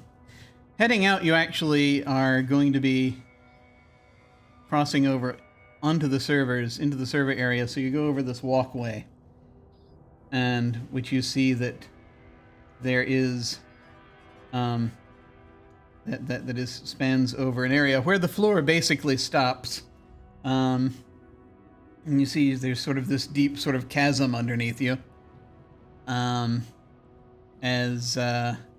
you know the servers are again on your level, but they're kind of put there, held there on a platform that is held there by magnetism. We're not sure.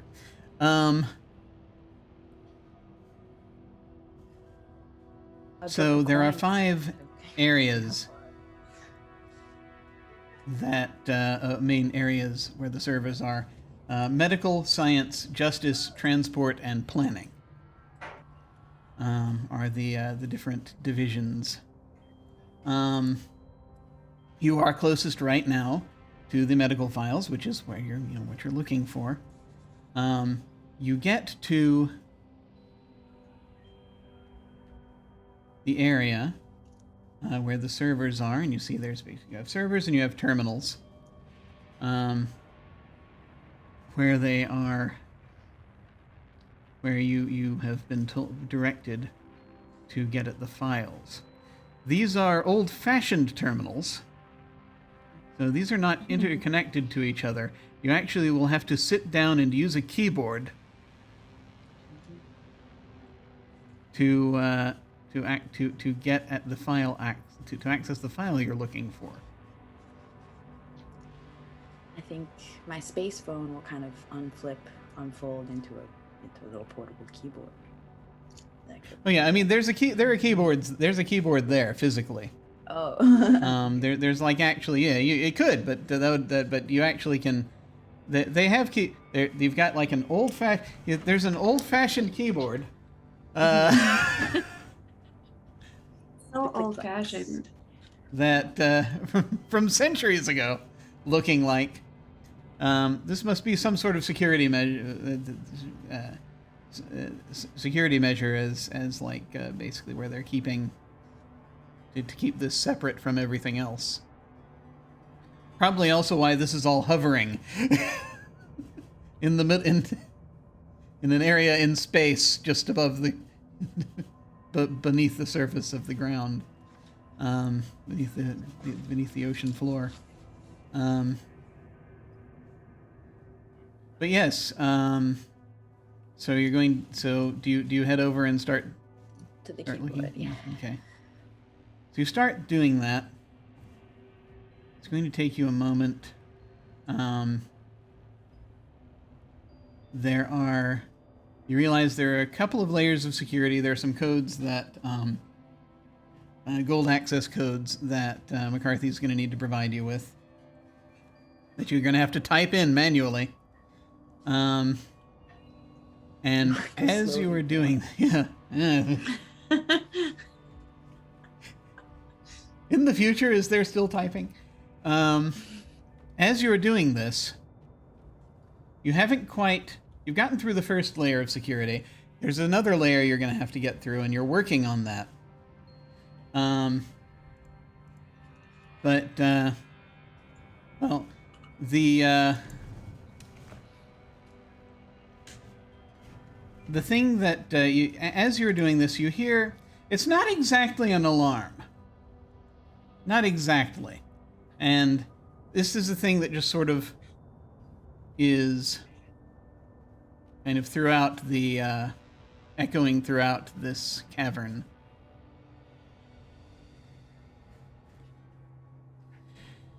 And it's this sort of a tone. It's kind of a,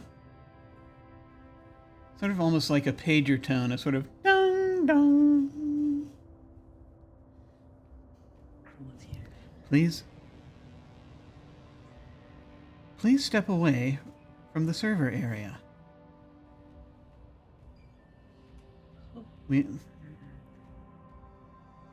Shift transition. Please step away from the server area. Thank you.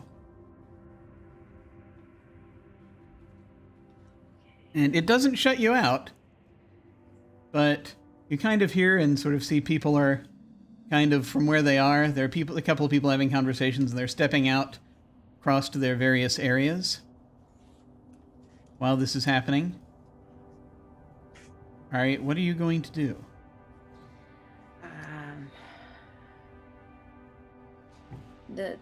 It doesn't seem like anyone will see me. Well, you see that the guard that you can see from here perked up a little bit, and is probably going to. There's a lot in his field of vision, so he hasn't spotted you specifically yet. But if you don't do something, he's probably going to notice you once the people coming off of the platform have finished doing so. I'm going to hide. Okay. So you just sort of get around the. So you like grab the key. So you like sort of turn the monitor and grab the keyboard and get into a place where you can keep typing and sort of from down underneath the desk or something, or between the servers or something like that. But maybe between the server towers. Maybe I would just leave it until it seemed like it was okay, because I'd be worried. They said specifically to leave the server. Okay. I'm at the server, so maybe they can tell if someone's typing on it. So so you you leave the keyboard. All right, yeah. Yeah. Okay, so yeah, you leave the keyboard there. Where do you hide? I'm guessing the servers are big enough to like hide my body. Yeah, they absolutely are. They're taller than. They're about as tall as a person, as a roughly 2 meter person, sitting on the shoulders of another roughly 2 meter person. Tall enough, yeah. So. But I would keep an eye out. If someone started coming, if I could hear footsteps, then I would try to, like, what's the word? Like shadow them so they can't see me. Dive inside a server cabinet if you need to or something. Oh, I would never get out of there. Are we gonna do it again? McCarthy's looking at me like, don't do it. No. He's giving you that look. Ah! Actually, the server cabinets are probably much easier to get out of. But that said, so yeah, you're sort of, and you see the platforms kind of rolling back. So, or not the platform, sorry, the walkways kind of rolling back after a few minutes. Not all of them, but the one behind you certainly has. So that now you've got... So there's now nothing spanning the chasm between where you are currently and the medical area. But, and you presume this is happening with some of the other walkways. So you're gonna see... I can't believe I'm about to do this again, but of course I am. It's been a couple of years. I'm sure they won't notice. So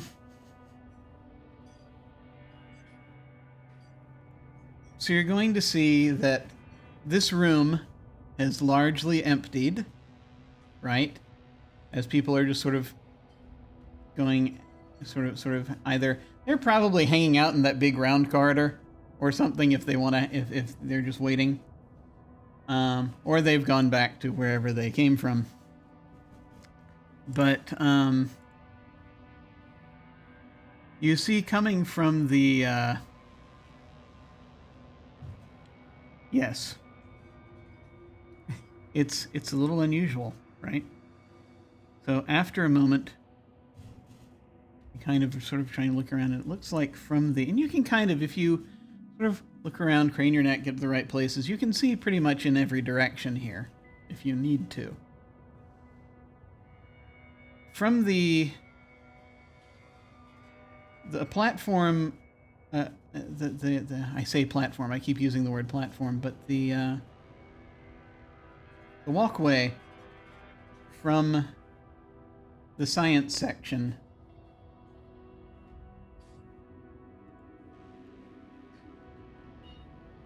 which again is the end of the room that is most heavily guarded, because that is also sort of roughly where the oxygen plant is.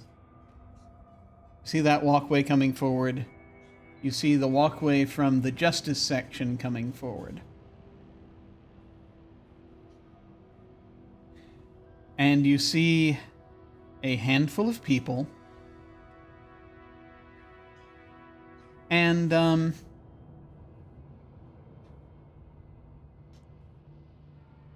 they're wearing...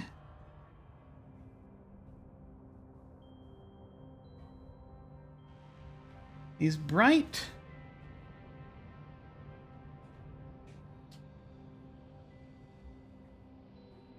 yeah. This sort of bright white cloaks, which is a little odd.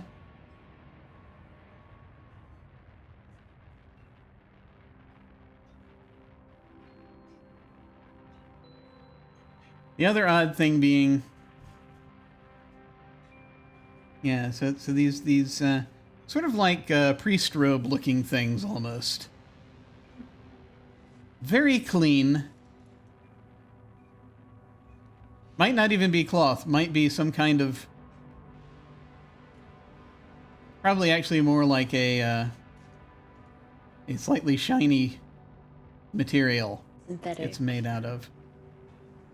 Yeah, it's a synthetic, slightly shiny material. They're wearing helmets. Also. These white helmets. With these sort of visors. And you see them come from the justice area. There's like 5 of them? And you see them step through in like a line. They're doing it almost... they're not talking or anything. They've formed a line, and they head across to the science area.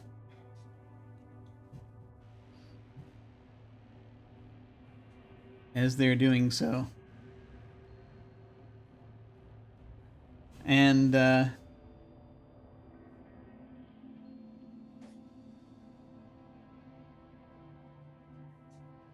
you see that the guards on the either side of the of that area, that area. Actually, you look up and you notice for the first time that those guards that were, up against that heavily fortified area are not there now. You see these people in robes. Just head up, step up. And they head through that door, that far door. It opens for them.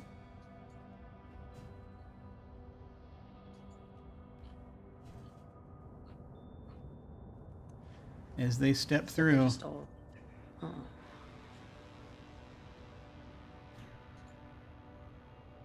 And as they're stepping through and the door is closing to the area beyond, the tunnel beyond, which leads presumably to the science area, which is, again, underneath the oxygen plant.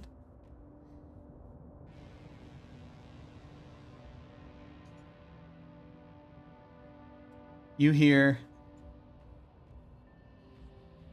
another tone. Once again. Bang, bang. Intruder alert. Please note, there is an unauthorized presence in the archive. Please be aware, there is an unauthorized presence in the archive. Detain anyone unusual you happen to see. And you see that that very slowly, the walkways are starting to come back. It's going to take them a minute to get back. But you see guards starting to... You think guards that are going to be coming in, looking around in a moment. They can't get over here yet, though. What would you like to do?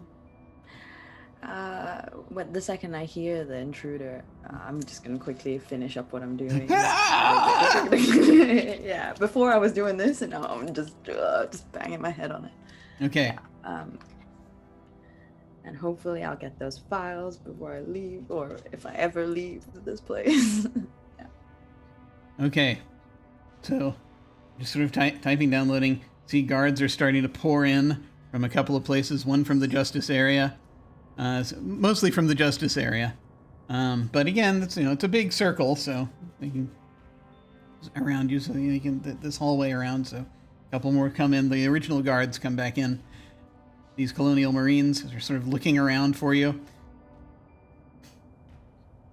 As you're taking the time to get this, put this final gold code in, and you're trying to grab what? Remind me what kind of file it is that we're trying to grab here. What? Specifically, Complex's kid, and so I can find out who the parents are. Finding out who the parents are, and that possibly any reasons as to why it might have been redacted by the governor. Mm-hmm. Okay. So you have access to the file. I don't even look at it. I just the second. Just going to try to download it real quick. Yeah. It's basically you plug McCarthy in. He's like yeah. You see him bailing these files as fast as these file folders as fast as he can, and you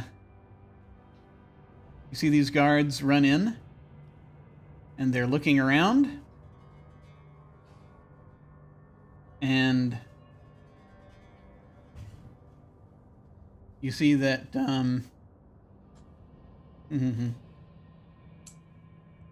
yeah, they as they're doing so, they're just sort of looking around. They point. One of them points, and as the file is finally pulling in, the final bit is downloaded. You hear what the guards say, "Hold it right there!" And gun is out. They're firing at you. What would you like to do?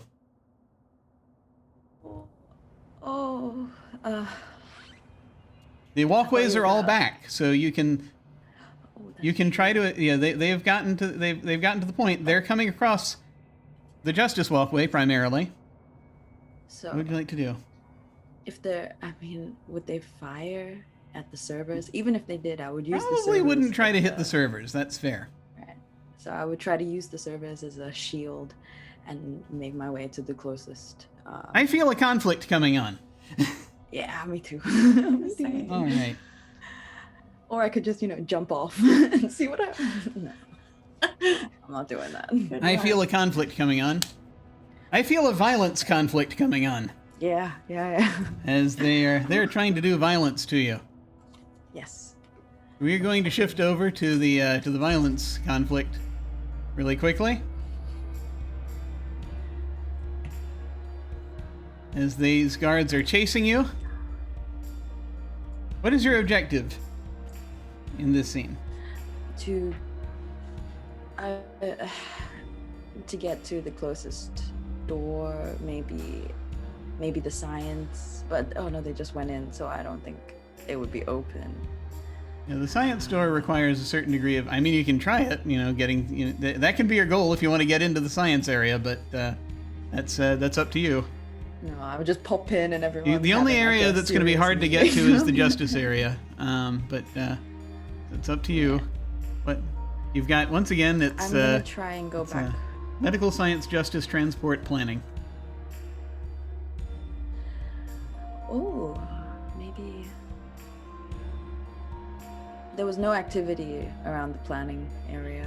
Not a lot, no. Yeah.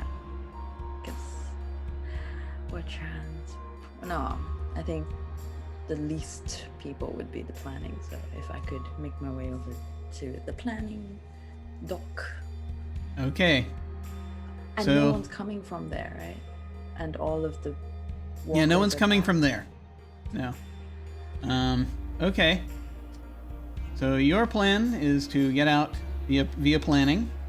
My objective is to shoot you down and capture you. Simple. All right. So now once again, I'm gonna mention that last time I screwed up on one of the exchanges. Toward the end, I actually was supposed to pick up my dice and roll again when we got to the second round, but I did not. I saw that you had doubled my dice, and my brain just shifted immediately. This is because I was trying to skip ahead without reading my own things that I'd written down. So here's how this is a little different. So this is a violence conflict. It's a little bit different. So you do not use violence dice. You set the violence dice aside. The violence level that will come out will be calculated at the end, depending on the difference between the winner's roll result and the loser's roll result, including advantage dice, and and you can't push a violence conflict. So this is only going to go the standard number of exchanges for a conflict. And we'll see. We'll see what happens before I read any more of those rules, because they apply at the end. So, first round, both players roll their dice, and we will go ahead and do that. So, once again, when it says do you roll your violence die, then no. But we're each rolling a d10, and we do not have advantage right now. I have a Okay. 10. Okay. All right. Ooh. I have an 8. You have a 10. All right. So you get to make the first challenge. So what bit of narration do we get here? What are you doing? Okay, so there's gonna be someone kind of in my way, like not completely, but like they're just edging in, and they're gonna try to shoot at me. So I'm gonna try to like slide under and past them, so I'm not directly in their shot. So if they're aiming at me, then I just duck and slide. Gotcha. Okay.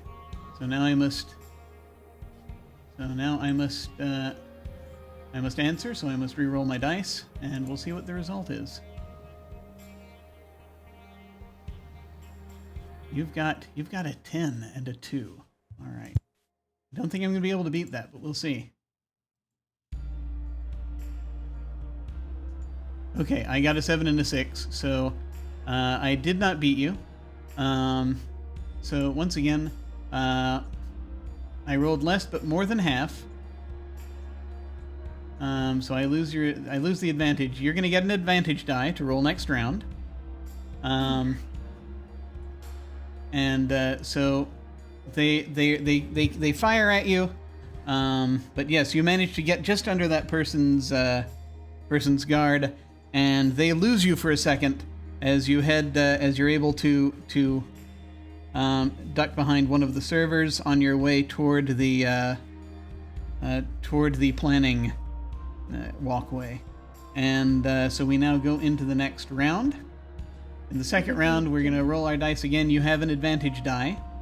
And again, same as before. I'm sorry? I wanted to ask about the violence die that's in the box at the moment. It means nothing right now. That? Okay. No. Oddly enough, in a violence conflict, you do not use the violence dice. Right, okay. It just gets calculated at the end. So you can feel free to roll, and I shall also roll. We've each got d10s. Okay, and okay. So your advantage die came up a 1. So added to your highest. So you've got a 5 and a 1, and plus 1 is 6. I have 2 4s, so I still missed. Lucky. So once again, you get to issue your challenge. What is your challenge for this round? What do you want to be able to do in this round? I think just try to duck anyone that's trying to shoot me as I'm walking across the planning. Okay, I'm walking across the walkway in toward the planning area. Gotcha. Yeah. Okay. So I'm going to pick my dice up again and answer, which I shall attempt to do right now.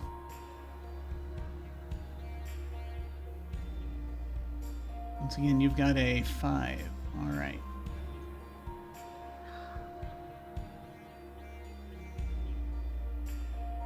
Okay, I got a 6.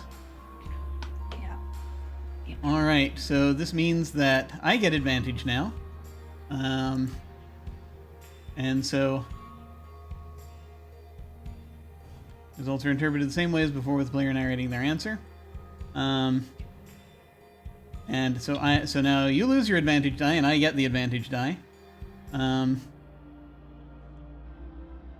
And our primary form dice were the same, so I don't get any banked advantage dice, which I would if I had, which either of us would at this point if we had rolling against higher dice. And so to describe what happens is that you are just about, how shall we do this? Someone bursts out of the opening toward the planning area. A couple more guards have circled around, and they're shooting out at you. And so you're halfway across the platform, and they're shooting again, or preparing to shoot in your direction. They've got their guns leveled. You're not absolutely pinned down. You've still got room to maneuver, but going in that direction specifically is probably not going to be very good. You're gonna have to probably get around and find another way through. And so that is round 2, and we are going to a third round, amazingly, as they're doing this. And so once more we roll, and now this time I have the advantage die. So you're rolling without one. Okay. I roll a d10 and 1 advantage die.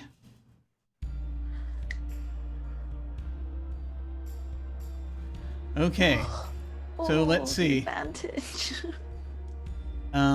Well, that means that my initial roll is a 7. So I had a 3 on one of my advantage dice, on one of my form dice, and then my advantage die is a 4. So that's a total of 7. You have a 6, and so that means that I make the challenge for the final round. So the challenge is, as you are, is that I presume, were you planning to double back, or were you planning to, okay, so planning to double back, and you see guards closing in on you on either side, these server corridors. The corridors of servers, corridors made by servers, as it were. They're not really, you know what I mean. Sort of line, and it looks like they're pincering you, so trying to get you in between them, so that you've got basically, on either side it's gonna be rough. It's gonna be rough. So you had justice on one side, you had planning on the other. So it's going to be like, you're going to have to bolt toward some area. You've got an opening towards science. That's probably going to be a little rough, but that's a possibility. Or you can try to head back toward medical, maybe, but it's going to be incredibly tricky. Either way, whatever direction you go. And so you may now pick up your dice and roll your answer. Again, no advantage dice. You're looking to beat a 7. Or a 7 and a 1, more specifically. Come on, 10. Oh. Okay, 6. Didn't quite make it. So that means that I win outright. Haha! And so what happens now? Couple of things. This is the third round. So your primary form die. Let me actually double check violence rules here. The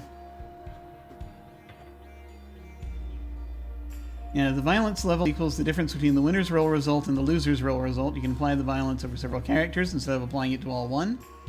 Cannot apply more than 3 violence to a single character.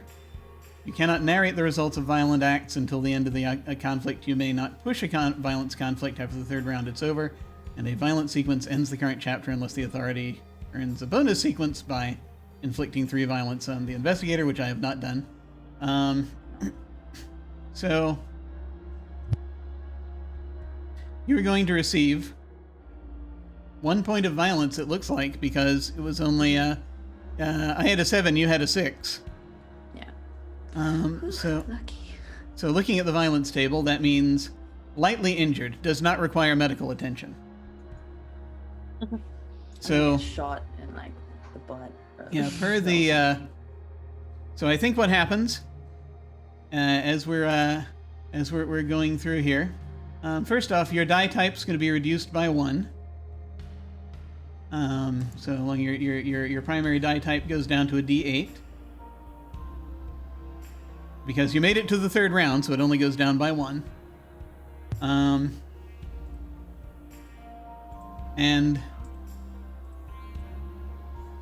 I think what's going to happen is that they chase you up through, you bolt.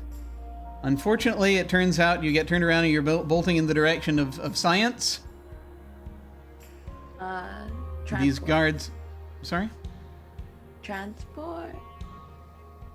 You're trying to aim for transport, but as you get up to the walkway, these guards come across the point that you are quite literally surrounded by like half a dozen guards, half a dozen colonial marines. Yeah. And they will take custody of you. As they see that you don't have a weapon.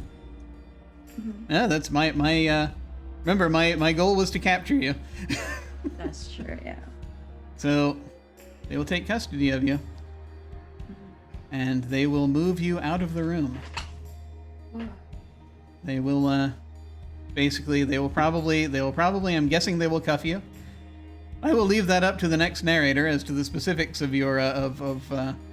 to the next authority as to where you are going and where they're taking you.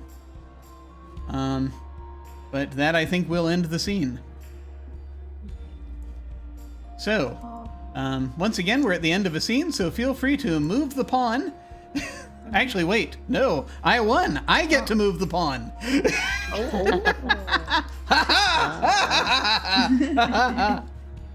The power. I am brimming with corruption now. With the corruption of all this power. I am being corrupted by Too power. powerful. I know. Because that's the thing. It's whoever won the conflict in the last sequence has full authority over repercussions and any crime resolution that may occur. And so I moved the witness one space for each exchange. There was just the one set of the one exchange, basically, in the conflict, because we couldn't push it. And I will move the... I am giddy with I'm going to move the pawn this way. Because I can. And I get to pick a name to go in here. Let's see. Whose name shall I put in here? What will hurt the most? Actually, let me see. Whose name do I want to put in here? Based on, and actually I think I still have to base it on that scene somewhat. If I, let's see, write down a character name in the final space where the witness ends their move. This name should reflect the suspicions that arose during the previous chapter. Okay. So, let's see, during this previous chapter, I mean, there's a fair amount of potential things, potential suspicions here that I could go roll in the direction of. I think I'm going to. Okay, let me ask before I do this. Would it be too terrible? Would it be bad? If I put Complex's name on here. I mean, she appears to be possibly involved in some sort of blackmail. She's kind of holding you over a barrel until you get this information sorted out.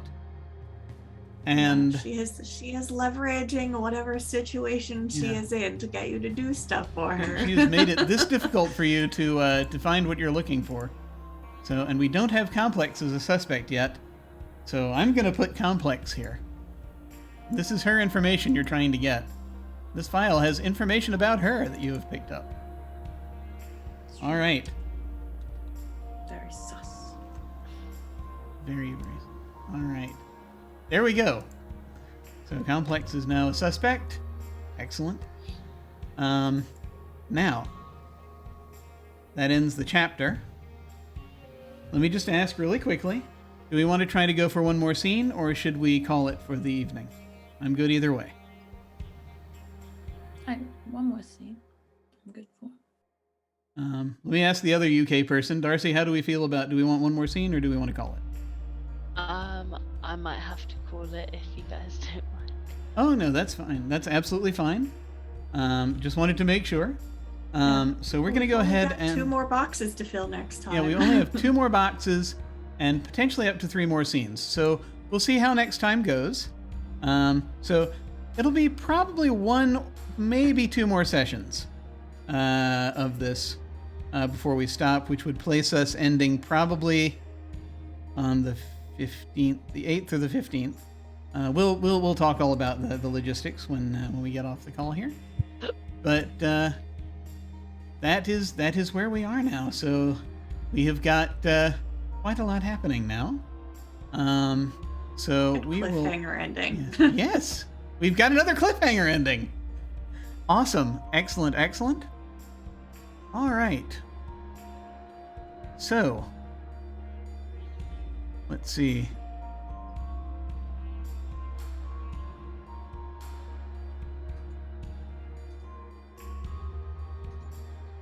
We're going to go ahead and do our outros.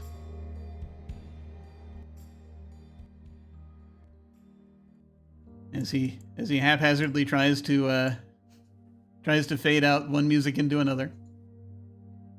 All right. We're going to go ahead and do our outros. We're going to go around and ask folks to tell us where they can find you and any final thoughts you had about the session, favorite moments, or what have you. And we're going to start once again with our investigator, Casa.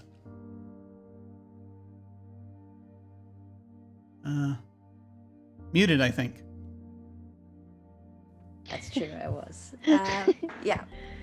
Let me repeat. I'm Casa, Wilding _ on Twitter. And you can find me there. And also I have a podcast, but I'll put a link in when I can. And this was, everything's really fun still. Like, I can see the end, but I don't know how I'm gonna get there, and I don't know how the system will work at the end, so it's quite exciting. I'm ready to play again. Is it Wednesday? Is it Wednesday again? It is, but it's not the right Wednesday, unfortunately. Some of you only have 11 minutes left in Wednesday. Alas. Make that 10. Oh no! Just take down. All right. Awesome. Yes. And now let us head over to Darcy. Hey guys, it's Darcy, or at OG Hijabi Wabi on Instagram. You can find me doing cosplay, makeup content. And I'm kind of excited to see where it's gonna go, because I feel like every session there's always a twist. It never ends up exactly how we think it's gonna end up. So I'm curious to see what kind of end this will be, because it's been a real fun ride with these guys so far. Looking forward to the next one. Excellent. Me too. And now we will head once again over to Alyssa. Hey everybody, thanks for watching, and thank you everyone for playing, and thanks to Jim for sharing this wonderfully chaotic and delightful mashup with us. I have been your friendly internet spinner of yarns and teller of tall tales. You can find me on Twitch, Twitter, Instagram, etc. at Shawl Tales, and in the Discord occasionally, and back here next week. All of my streamed games are on break right now, and I've got hopefully some more in the works for the fall, so keep an eye on Twitter for announcements when we get those dates pinned down, and back here next week for more of this. Yay! You will once again be starting out next week as the authority, so we will I very much look forward to seeing what happens. Awesome.